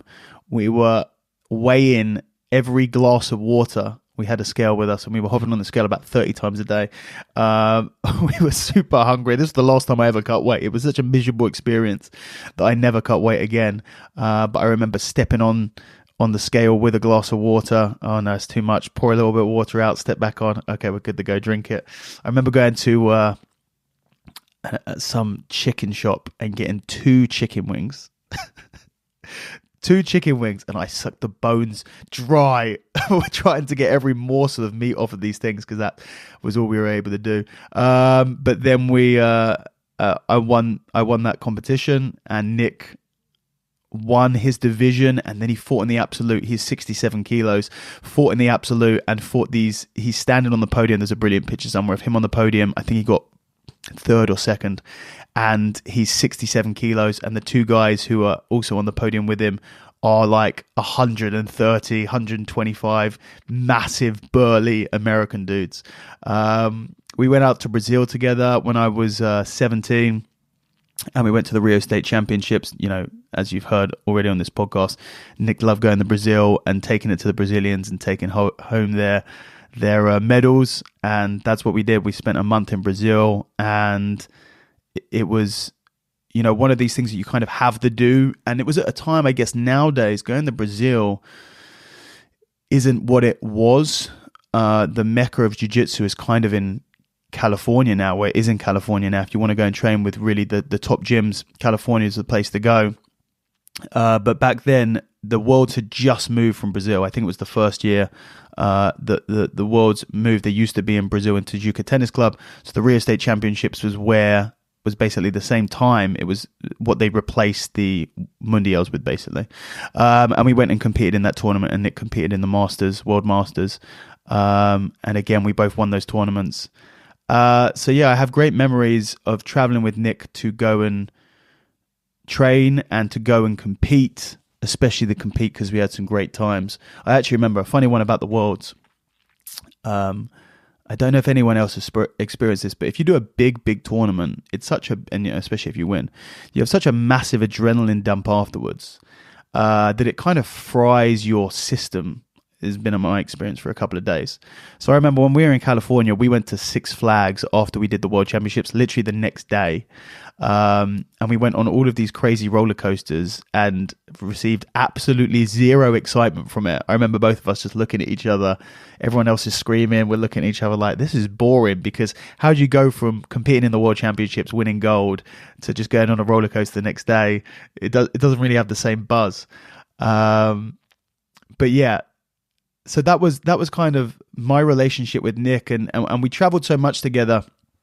One thing, and all of the people, the Brazilians and the people that we used to see, would say, it's Nick was like my mat dad, and we used to say that, and it really was like that. It was very much that sort of relationship where he was like a father. I'm lucky enough to have my own father as well. But on the mats and in the jiu-jitsu world, Nick was like a father to me, and I believe I was like a son to him, and I was very, very privileged to be in that position. And yeah, I mean, talking about Nick, there's a lot to say, and there's a lot that's been said on this podcast already from Joao, from Chris, and from myself. But I feel like you could do 1,000 of these episodes. He was just such a character. We spoke about a lot of stories. And the question that I asked both those guys is sort of, what do you remember most about Nick? Or what real lesson did he teach? And it was pretty cool that both those guys said sort of his generosity, which was 100% true. For me, that was definitely there. And it had a huge impact on me. But really what the greatest thing that I learned from Nick was, or the most inspiring aspect of Nick, was his toughness. He was the toughest human being that I ever met, and I believe potentially the toughest human being that has ever lived. I mean, the guy was always injured. Always, as long as I've known him. I remember like the first injury he picked up when I first started training, I think someone rolled over his ankle. And from that moment until as long as I remembered him, no injury would ever be fixed. It would just be superseded by another injury. So the ankle was bad until he hurt his knee. And then the knee was bad until he hurt his neck. And then the neck was bad until he did his elbow. And he was just stacking these injuries on top of each other over and over again. But it was like pain wasn't registered the same way with him, or it was just ignored. He would continue to train through injuries. I remember when he was having a lot of knee surgeries, I used to have to kick him off the mats because I'd come in one day, he's a couple of weeks out of, or maybe he's a month out. He's meant to be resting for like 3 or 4 months. He's a month or so out from knee surgery, and he's drilling, but kind of light rolling with someone. And I just walk into the gym, see him there. I'm like, Nick, fuck off. Get off of the mat now. And he'd hang his head in shame because he knew he's been a bad boy. He should be training, and he sulks off and goes home and try and rest some more. And certainly it was to his detriment. I'm not saying that this is something that people should aspire to train through their injuries. But it was just this dedication to the art, this desire to train and compete despite any physical ailments that he was going through, which he was always going through. And then the other side of the toughness is just like where really that toughness was not a detriment, or was maybe less of a detriment, but that mental toughness of just having no quit in him. And one of the best examples of this, I remember we were out in Slovakia teaching a seminar out there, and at the end of the seminar people wanted to roll, so I went on one side, Nick went on the other side, and we kind of got like a line of people to roll with, and I rolled with all of these people. Maybe rolled for about, I don't know, 20, 25 minutes, 30 minutes, something like that. And we all finish, we get up. And Nick's been rolling with this one dude the whole time, basically. This very, very big, jacked, kind of very stereotypical Eastern European looking. Nick was not a big guy when he was in fight shape. We're talking around about, low 70 kilos probably at the time. And he's maybe mid 70 kilos. He's rolling with this big dude who's got to be about 85, 90 kilos, but very, very solid, very stocky. And he's inside of his guard, and this guy is just kind of stalling. He just doesn't want to get tapped. And everyone looks over there, and they see Nick rolling with this guy. He's been rolling with him for about 25 minutes, half an hour. And we go, okay, we just let Nick do that. So we get changed, we like getting dressed, and people go have a shower. We come back, they're still going. And what everyone there failed to realize, which I knew straight away, which was Nick wanted to get a submission on this guy. And until he got that submission, they were not going home. And I said it to everyone. I said, Nick's going to keep on rolling with this guy until he gets him, until he breaks him, because Nick will not break. And this guy was not quitting either. So this is going to go on for as long as it needs to go on. You might as well turn the lights off, bring some pillows, because we're going to be here for a while. And after an extended amount of time, maybe it was another 15, 20 minutes, but they've been rolling for a very, very long time. This one round, no breaks. Eventually, Nick's guard finally breaks him down and he gets to submission. And the guy taps and they shake hands and we get dressed. And I think the guy actually came back the next day and brought him like a gift, like an alcoholic drink or something, because this, I don't know what it was. It was almost like this guy had kind of challenged Nick and Nick had just stepped up to it.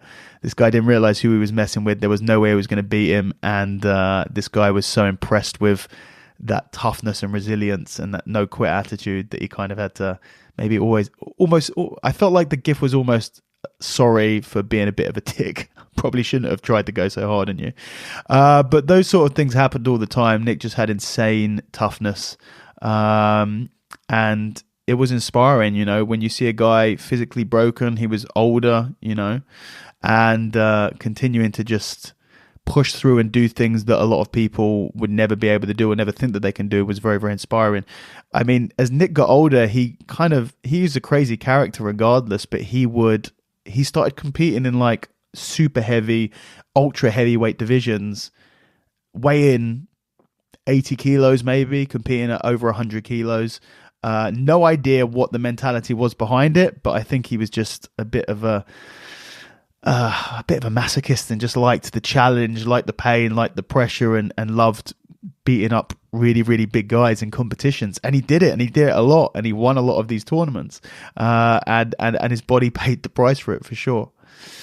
So yeah, for me, the generosity that Nick showed specifically for me is the reason that I'm here in jiu-jitsu, is the reason that I'm doing a jiu-jitsu podcast. Everything that I do, I really do owe everything that I have in my life to Nick, really, because not that I wouldn't have a good life otherwise, but it wouldn't be in jiu-jitsu. I wouldn't be doing what I'm doing. I'm very grateful to be doing what I'm doing. So I owe all of that to Nick. And then also sort of, for me, that inspiring attribute of toughness. And continuing to talk about what Nick leaves behind, and this was one of the things when we got the news that he had passed away, the outpouring of love and remembrance from everyone on social media and stuff was insane. Like, I've been with Nick since the beginning, basically, or since the very, very early days. And I knew that he had a bigger impact than most people realize. What most people don't realize that Nick had been very instrumental in a lot of things happening in jiu-jitsu in the UK. He'd been one of the, as well as being a competitor who had flown the flag for the UK abroad, made a lot of contacts and brought a lot of people over from Brazil and from the States. But he also was big into reffing. and he was one of like the most qualified refs in the country, and he was teaching a lot about that. He was a part of obviously setting up Mill Hill BJJ, which was in its heyday a very big presence in the UK jiu-jitsu scene, as well as setting up many affiliates, 20 to 30 affiliates around Europe. In the later stages of his career, that was kind of one of his main focuses, about traveling and spreading jiu-jitsu and creating networks around that. But there were loads of little things where he'd done that even I didn't know about. And the outpouring of support after the news came out was very humbling and very beautiful to see. I remember scrolling through my Facebook, and I can't remember who it was, but someone saw, and I was with someone, and they said, "Oh, is this a group set up to post memories and pictures of Nick?" And I said, "No, this is just my Facebook feed. There's there were hundreds and hundreds and hundreds, and that was just from people that I had on my Facebook, of people posting about him. Oh, Nick did this for me here," and it was always the same. The stories were always the same. He came and he did this. Firstly, he was a great instructor. He was a fantastic instructor. He's where I learned to teach jiu-jitsu from, and he just had a special gift for teaching jiu-jitsu. But it was always the same. Great instructor.